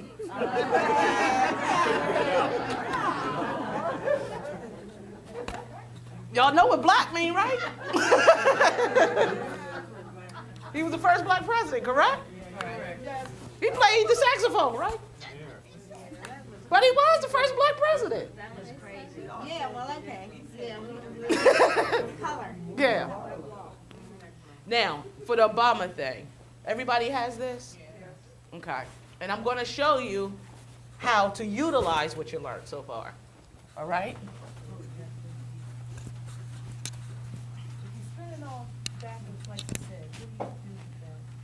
the detox: colon, liver, spleen, and kidneys.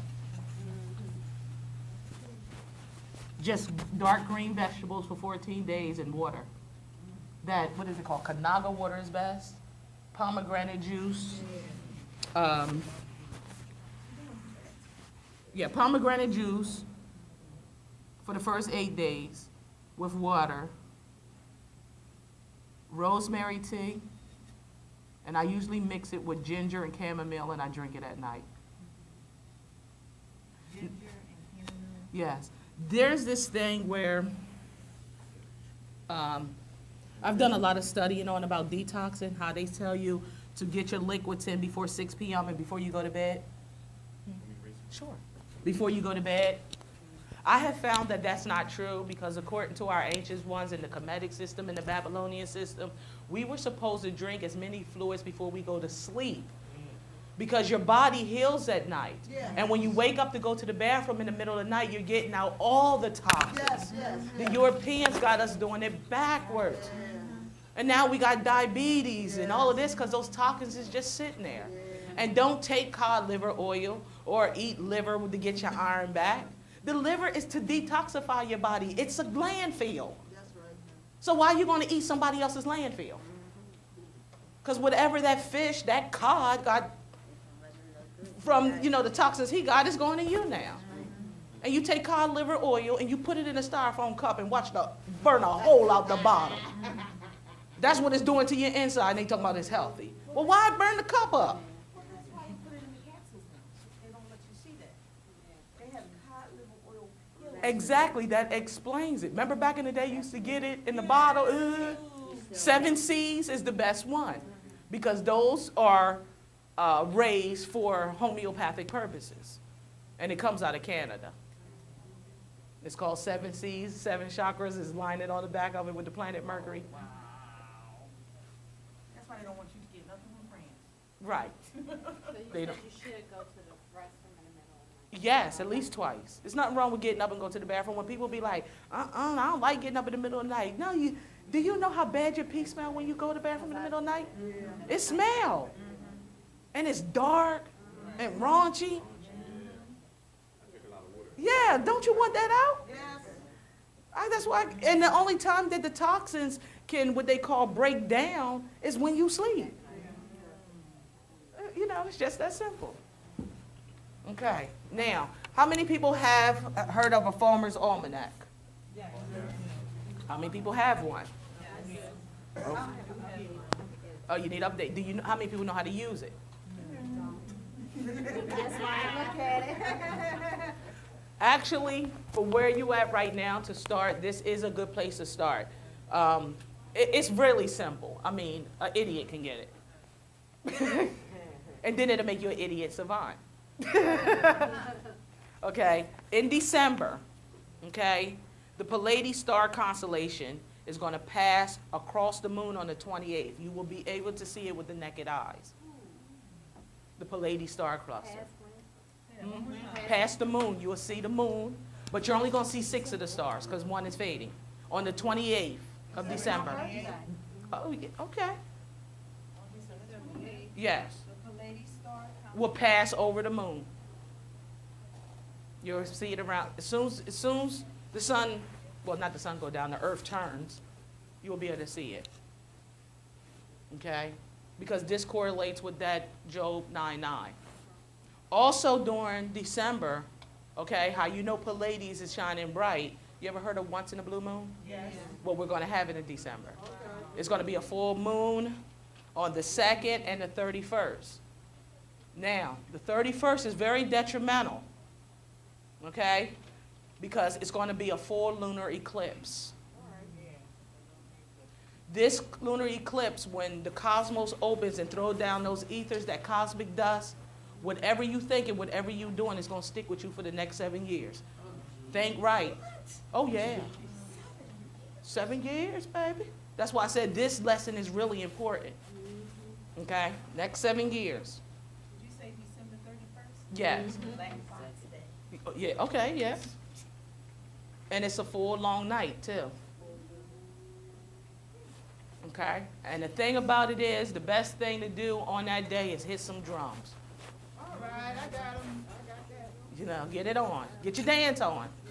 Get your dance on. Get your vibration up. Vibrate, people. Okay. Vibrate, people.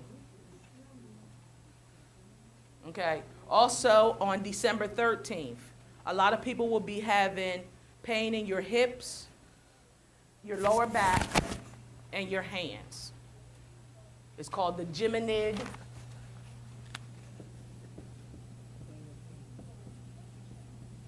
meteor shower. It is so beautiful. Did I spell that right? Yes. But if your body talks it, it's not beautiful because you're going to hurt.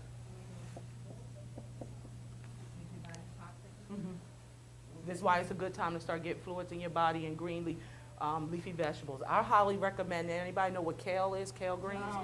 Get kale, right? Take your kale and freeze it a little bit. Cut it up and mix it with some lemon and olive oil and sea salt. Make a salad out of it. Let it marinate. And then sometimes I use a little bit of vinegar. Let it sit in a jar in the refrigerator for a couple of days and eat it because that really starts the detox process.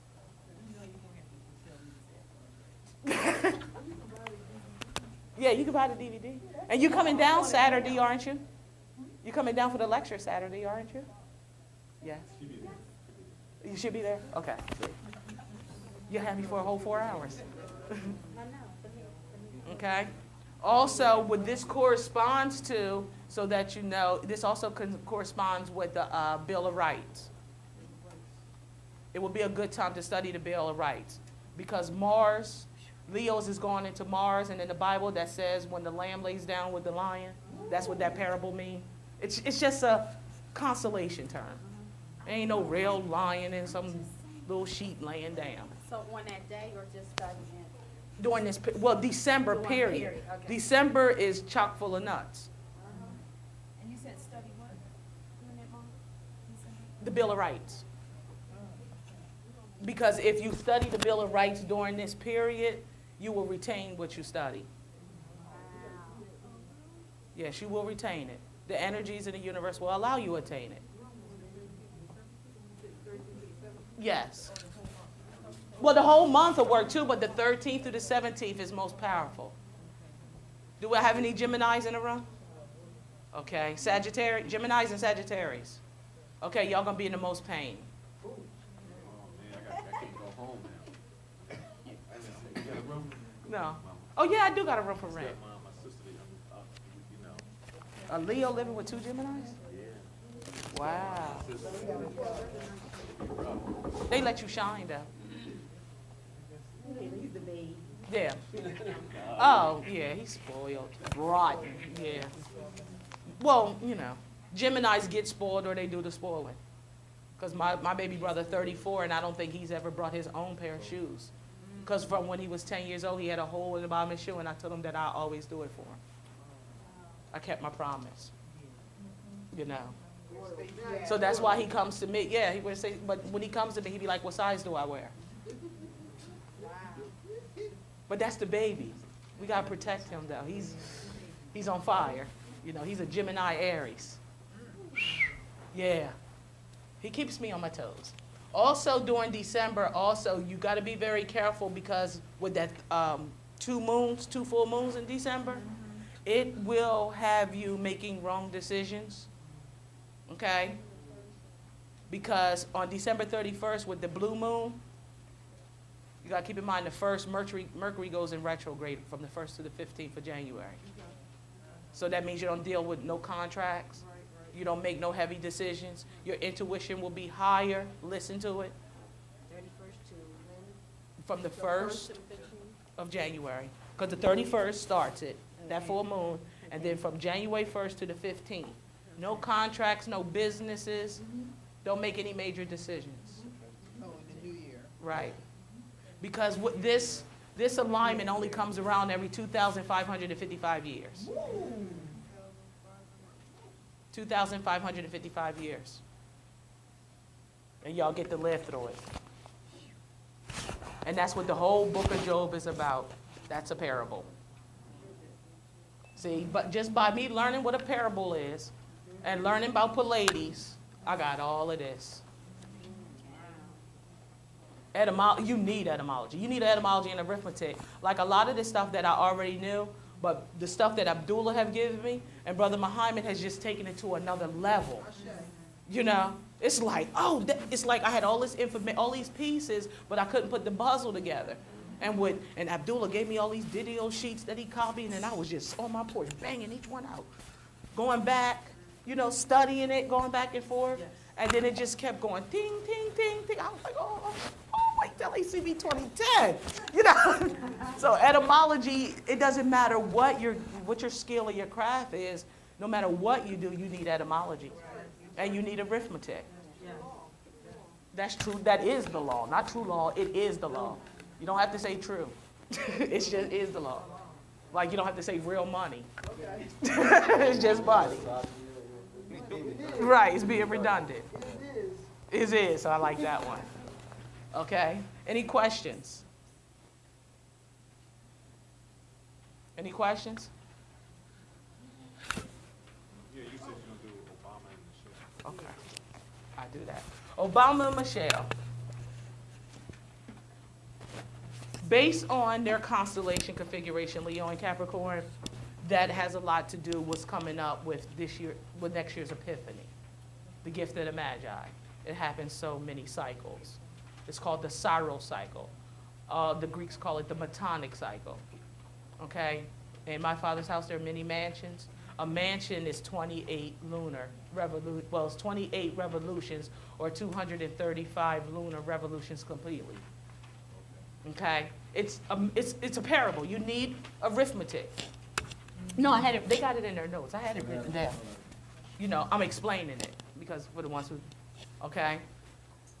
The best thing for you to study, okay, and trying to understand that alignment is Article 1 of the Constitution. Know what the Senate and the House of Representatives is all about. Capitol Hill is named after the 7 hills of Rome. Okay, Capitoline Hill, the Temple of Jupiter. So Congress runs by the energies of Jupiter. Okay? And the energies of Saturn. You ever heard of the Jupiter-Saturn conjunction? Every 20 years a president was assassinated? Okay, that's Capitol Hill. That's why the Bible was divided into chapters and verses. Kaput. Cut off the head from the body. Wasn't Bush aligned up to one of those? Yes, he is. He was a Gemini. Yes. He was supposed to be assassinated? Well, he's an air sign. See, when the rest of them was assassinated, okay, they were earth signs. They were all Taurus, Virgo, or Capricorn. It shifted with Ronald Reagan, which is Aquarius, which is an air sign, but he got Alzheimer's. He lost his mind. Okay? So all the symptoms that relate to an air sign, that's what's going to happen to them every 20 years. He ain't skipped nothing. But you can already see he dumb as a brick. Duh. His mind is in space. He's an airhead. Okay? So they're going to lose their mental faculties. What y'all call the 12 disciples. And most people just think that the 12 disciples are the 12 zodiac signs. It is so much deeper than that. It's the 12 cranial nerves. Okay? It's your 12 cranial nerves. Okay? It's what aligns your pineal gland, your medulla oblongata. Okay? It's anatomy. Okay? And it's related to your endocrine system. What did I do with that? Endocrine. What did I do with that?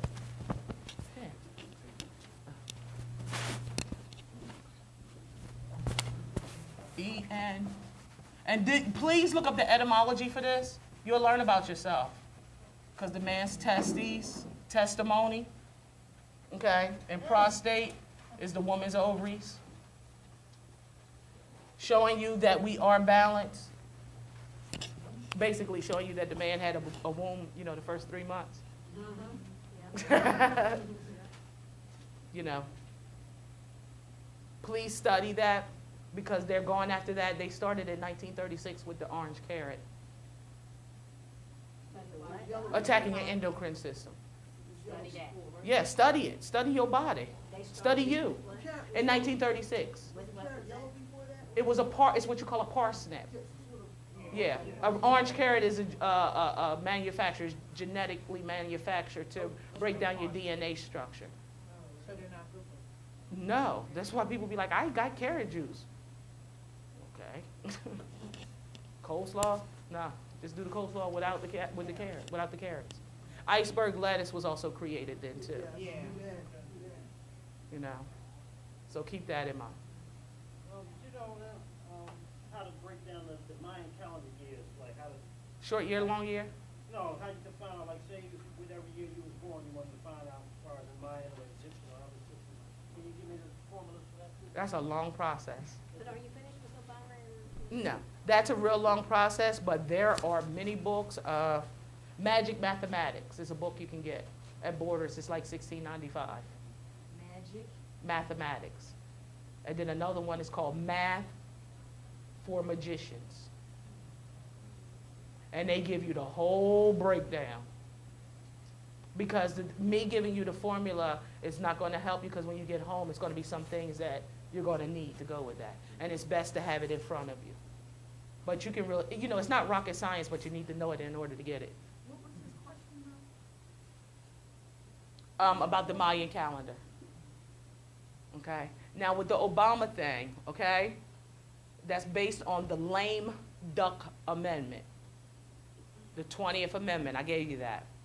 Okay? That amendment reinforced the 13th, 16th Amendment, unconstitutional amendment. And also the 20th Amendment was implemented the same time they took the gold off the market, May 5th, 1933. If you add 1 + 9 + 3 + 3, you get 7. Okay? And they did this same ritual with Michael Jackson. Because the day he died, you add all the numbers up, you get 7. They didn't bury him for 70 days. You add up those numbers, you get 7. It's a Masonic ritual. He was 50 years old, 7 and 5, the 7 loaves and the 5 fishes. What Ezekiel be talking about, and then when he's talking about the spinning wheels. That's a ritual. And it's the ritual of St. Michael.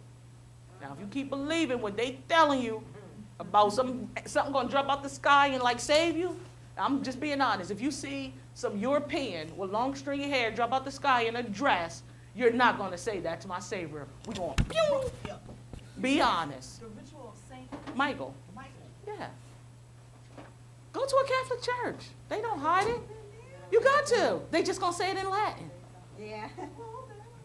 Increase your skills. That's what I do. I go to St. Patrick's. And they give you the English version, and I just sit there. I know I'm not in tune with them, but I keep trying. But it increases my Latin, and then now when I see words that have a Latin base, I really just start singing the Latin songs.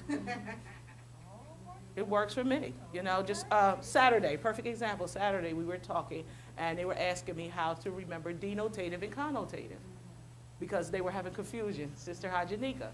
I said, well, denotative is orange juice, 100% pure, no concentrate. Connotation is Sunny D. You know, that's how I remember it. I like orange juice better than Sunny D.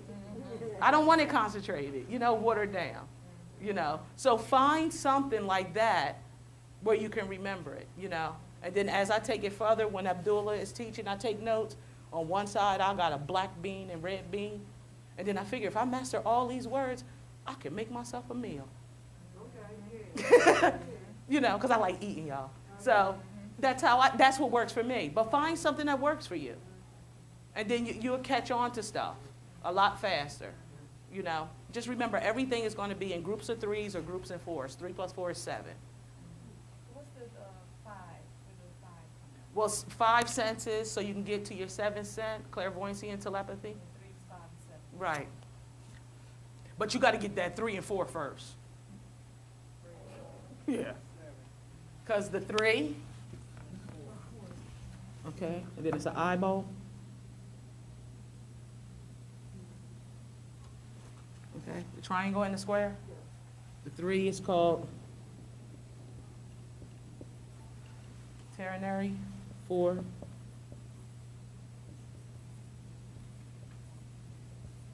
When you put them together.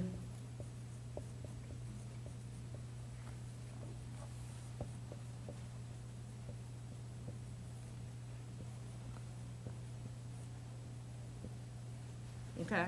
And in the Bible,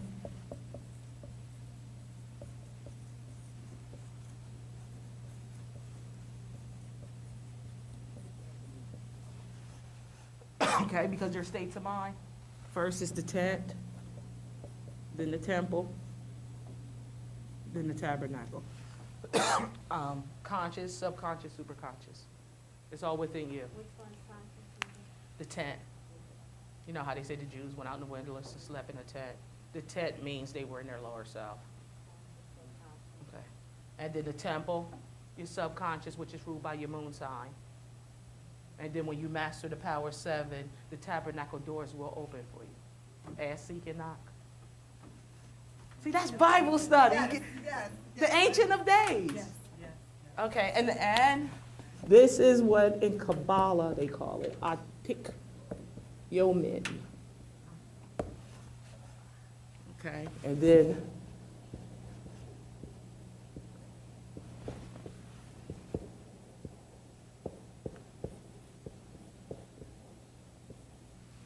okay, that's the Islamic, so to speak, Trinity, dealing with the 3 and the 7.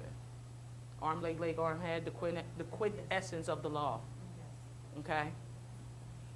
Because the star of knowledge that it was really following is not the house of Bethlehem, like they say, or the star of Bethlehem, the house of bread. That's what they changed it to in 1881. It's the star of Prudentia, okay? And I'm gonna put this over here because this is important. The 5-pointed star in ancient mysteries, okay, is okay.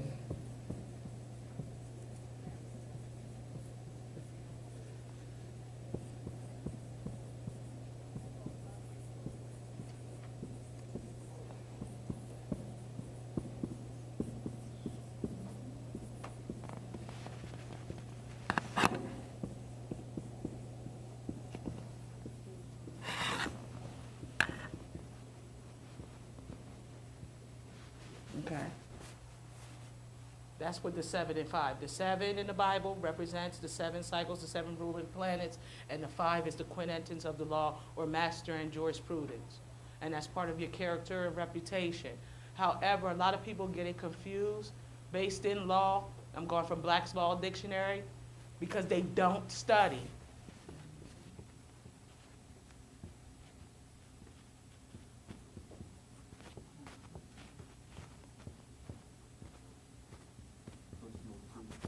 Okay?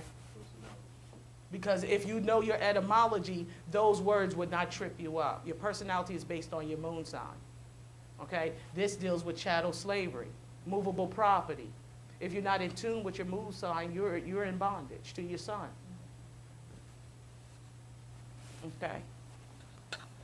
It's a divine and national movement. As above, so below. You can't separate it. Okay? And that's what the 5-pointed star represents when you get to the 17th degree of Scottish Rite, York Rite, Masonic crap. Freemasonry crap, put it that way.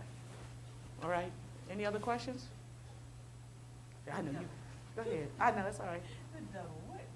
Adversary? How does the devil come into play? It just means adversary. Your lower Is this self. a real person, you know, the real entity? Just like the people in the Bible ain't real people. They're personifications of energy. Etymology. We'll clear that up. Clear all that up.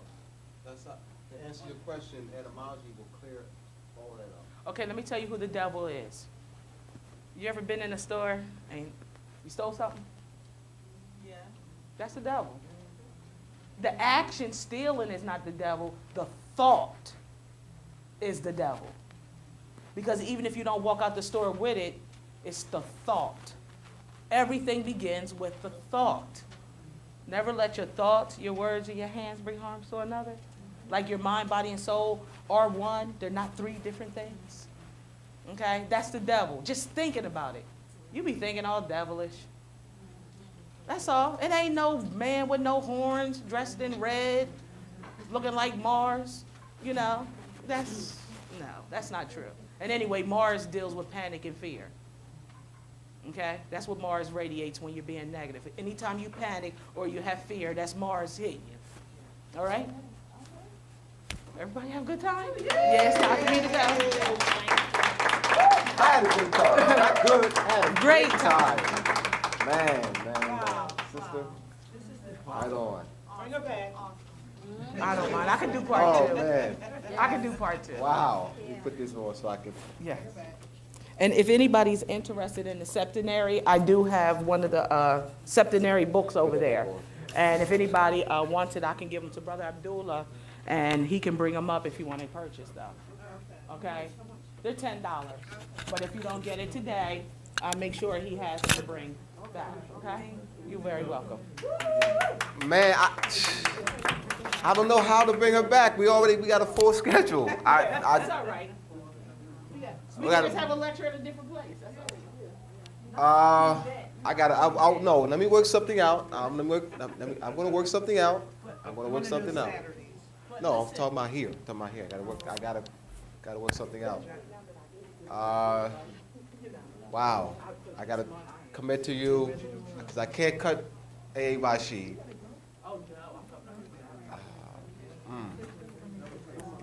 No, I'm gonna work something out here. I'm not going anywhere. All right, y'all.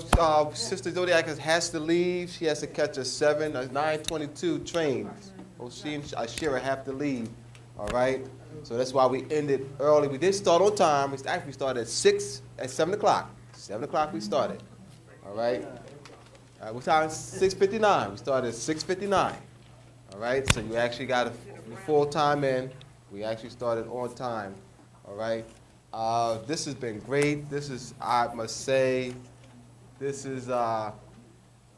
I want to get some feedback from you next week on how this semester has been. This is the first time I've done this. I've only taught one class. I've always had guest speakers, Taj, Taj would come in for 1 or 2 classes, but this is the first time where I've had 7 guest speakers, and I've only taught one class, and this has been great. It's actually been great, So I can continue. Sister, you're gonna take her to the. All right. So we're gonna start packing up. All right, so we can go. So we could continue the class. Any questions? Let me give you, because we have some time. Actually, I gotta do a consultation with her because I gotta see what kind of chart she needs. It's not just that One of the areas. Let's look at this. Oh, you know what? No, this is what I'll give you. Can I say something? Yes.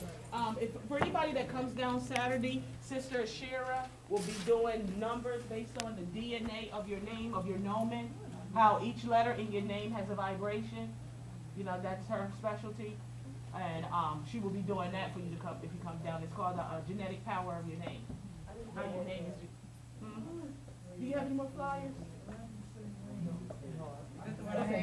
Yes, ma'am. That's the one you have. Okay. All right, etymology of law. All right, this is what I did in Delaware on Friday night. All right, I started the class off.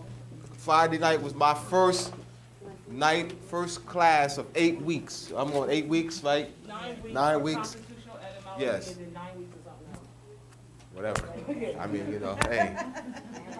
All right, this is what I did. What I did was so that you can have a solid understanding of connotation and denotation. What I did was I connected some legal terms, all right, to each side. All right, I'm going to give them to you. Denotation, we're going to make sure you get these, all right? We're going to have the notes for you, all right? So we're going to make sure you get the notes. All right, denotation and connotation. All right, this is here your natural child, all right? The antithesis, adopted child. All right, so this is the natural meaning, all right? This is the adopted meaning. So I'm just using here. So this is your natural child. So what I'm doing is drawing analogies, all right? So connotation is when you adopt a meaning into it, but the adopted meaning can never have the birthright, or the adopted child can never have the birthright. The birthright always is passed down to the natural child. All right? So you have two children. One is your natural child, one you gave birth to. That's denotation. And then you have another child whom you adopted. And then the descension of the wealth goes to the natural child. All right. Another. This is Aboriginal.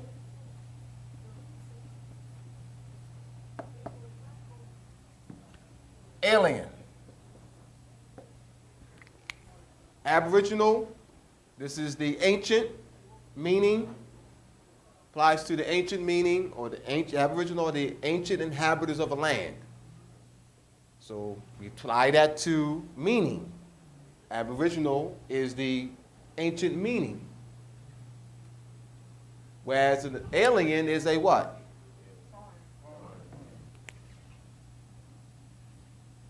A means A is not, that's your prefix. Lean, bind. So it's not tied. It's not tied to the land, naturally.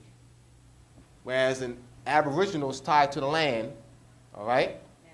Naturally. Or a denotation, a denotated meaning is tied naturally, all right, to the word. It's tied to the word naturally. Whereas a alien meaning is not tied to the word naturally. All right, another one, foreigner. All right, foreign, foreigner, native. I'll put here immigrant.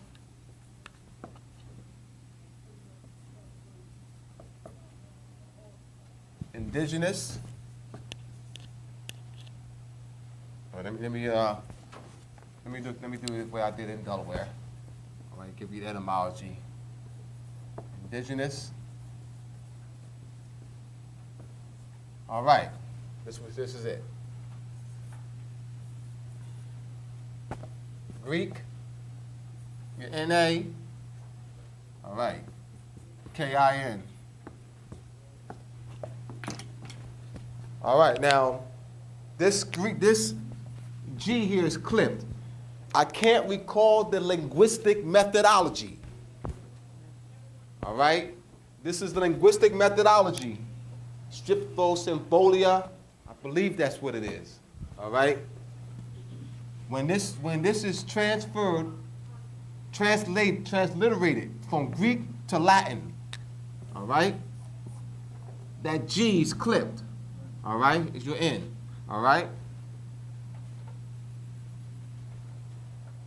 So now you have GN in Greek. This word means beget, original.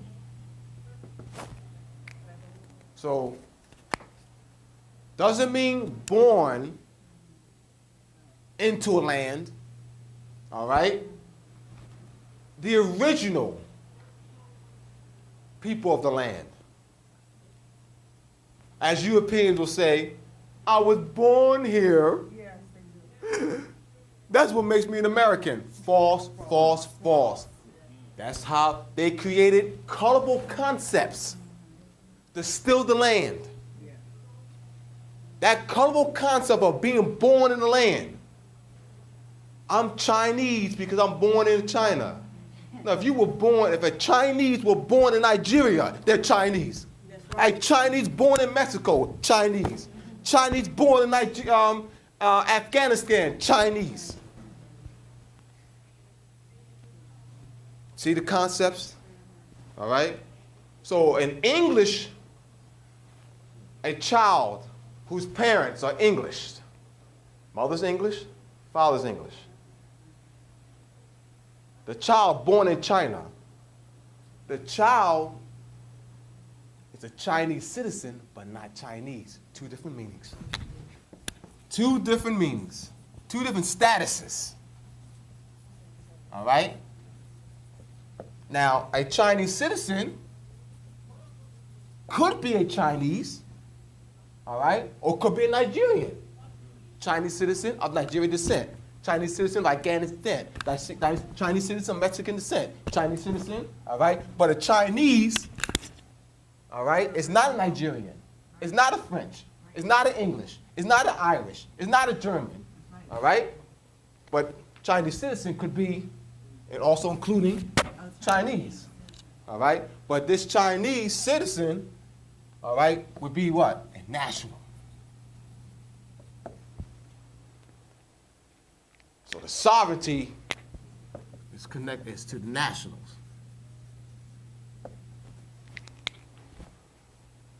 All right?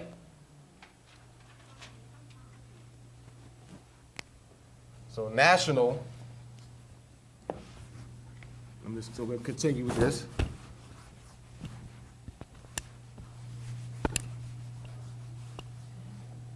We also have Nady here. All right, this is civiliter motus in full life. I'm giving you the antithesis. In full life. So denotation is an in full life meaning. The connotation is civiliter motus. It's called civil death. It is dead in the eyes of the law. It is dead. A connotative meaning is dead in the eyes of truth.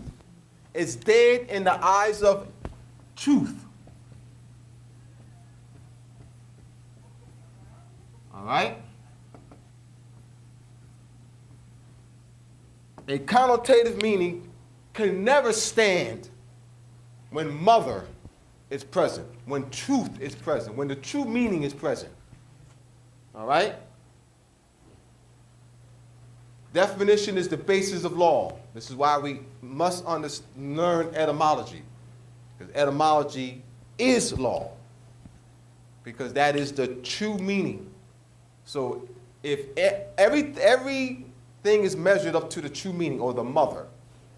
All right, so we have in full life, antithesis, civiliter motus. Impropria persona.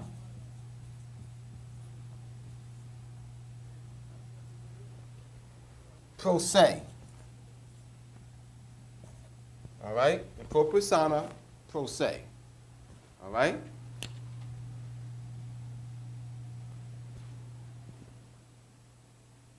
For life. A natural person.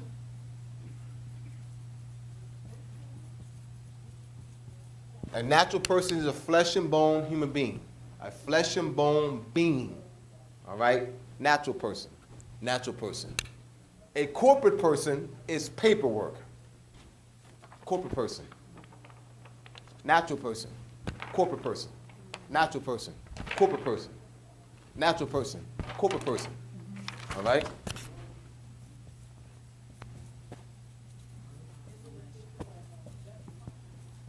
Or straw man. Legal fiction.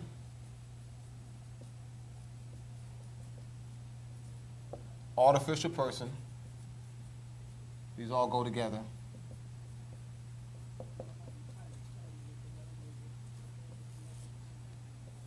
All these go together, all right? Dred Scott, example. Dred Scott. Dred Scott, plaintiff in error, all right? So the issue was status. Not that he moved from a, connotatively speaking, a slave state, moved from a slave state, connotatively speaking, to a, when I say connotatively speaking, what I mean? I say, I'm qualifying. When I say slave state, I'm saying connotatively, I didn't say slave state, I said slave state connotatively speaking.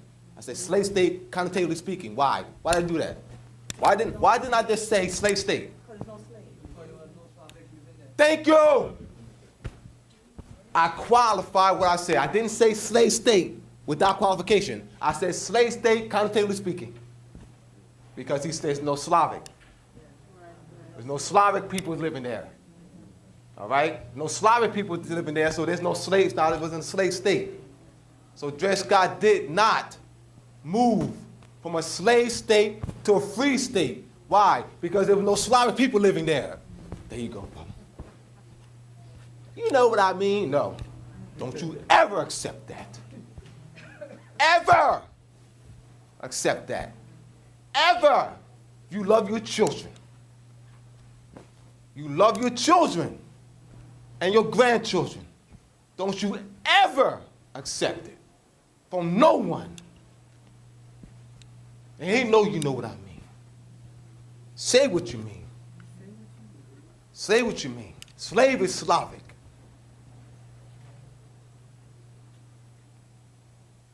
You want to complain? You want to talk about the Europeans?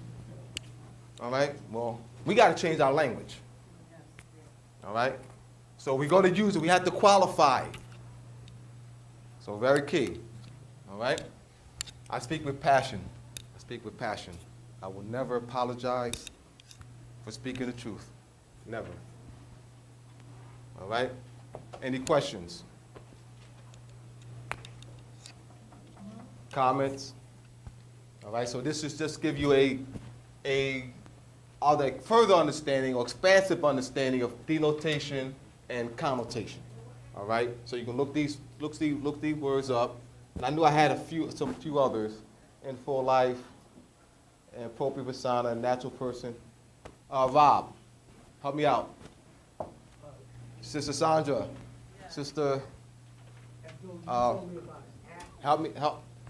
Thoughts, give me some more words. Because I can't remember and think of any more words. I know this. The question you asked me about the act about American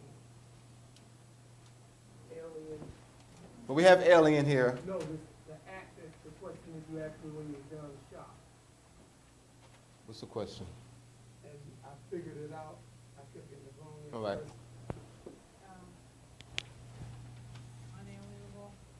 All right, thank you. There we go. That's it. And I'm gonna erase these. All right, here we go. Now she should give me another word. That's why, yeah. All right, here we go. I got it. That's all I need. I just need one word. Let's see. Once you give me one word, then all right. This is inalienable.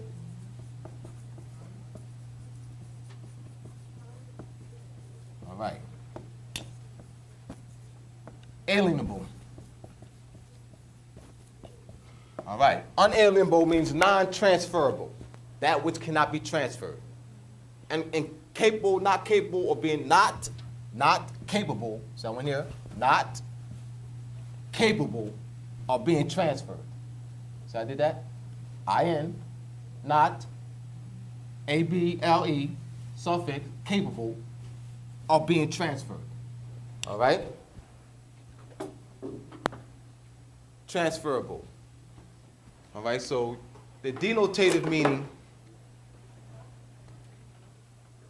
means it's stand. It's what's called, another term, stare decisis. All right, those who've been studying. Stare decisis. Stare decisis. S-T-A, stand.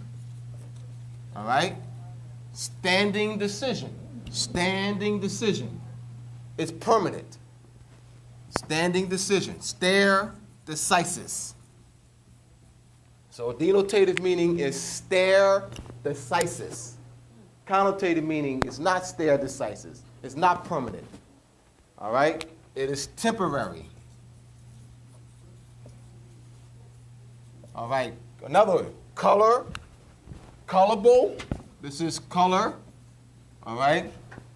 And the antithesis is color means artificial in appearance, a simulacrum. That which appears to be real. So this is, color would be, antithesis would be real. Fake. Fraud, fake. All right, so antithesis for color is real. When I say antithesis, all right, saying this because somebody I had to break every word down. All right, I-T-H-E means put or place. Anti means against or opposite. I mean, y'all haven't seen me teach but once, all right?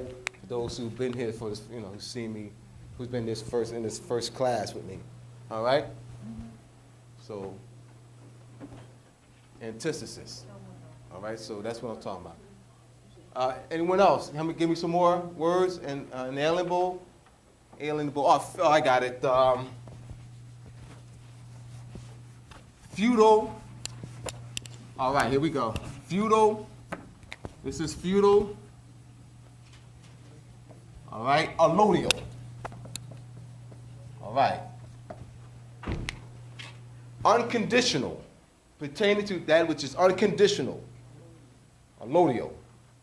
All right.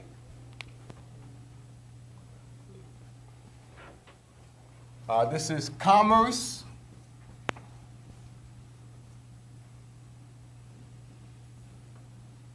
Trade. Commerce is trade. And antithesis. Birthright. Which cannot, birthright, inheritance.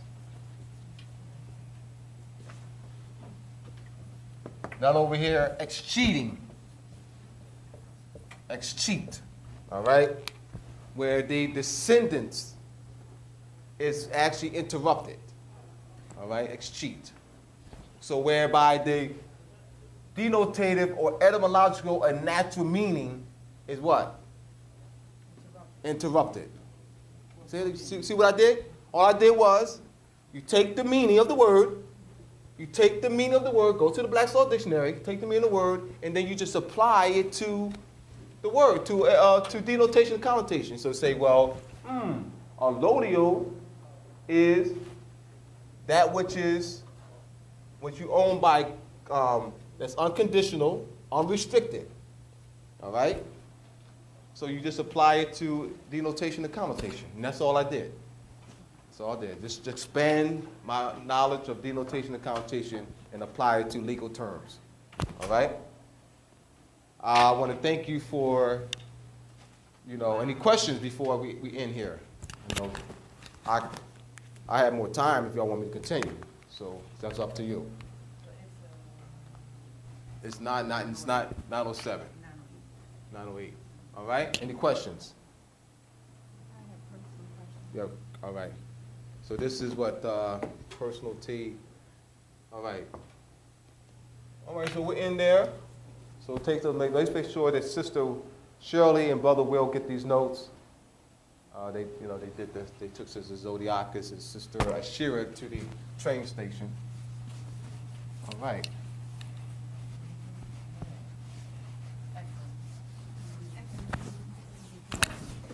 Right on.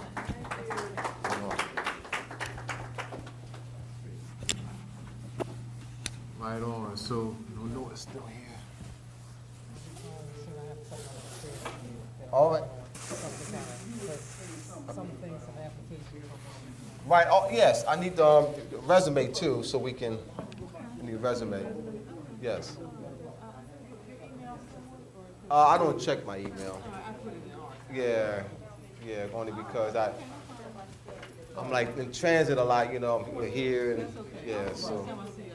All right. Let me took. We're gonna put the Bob, put the camera on pause. See how I do that?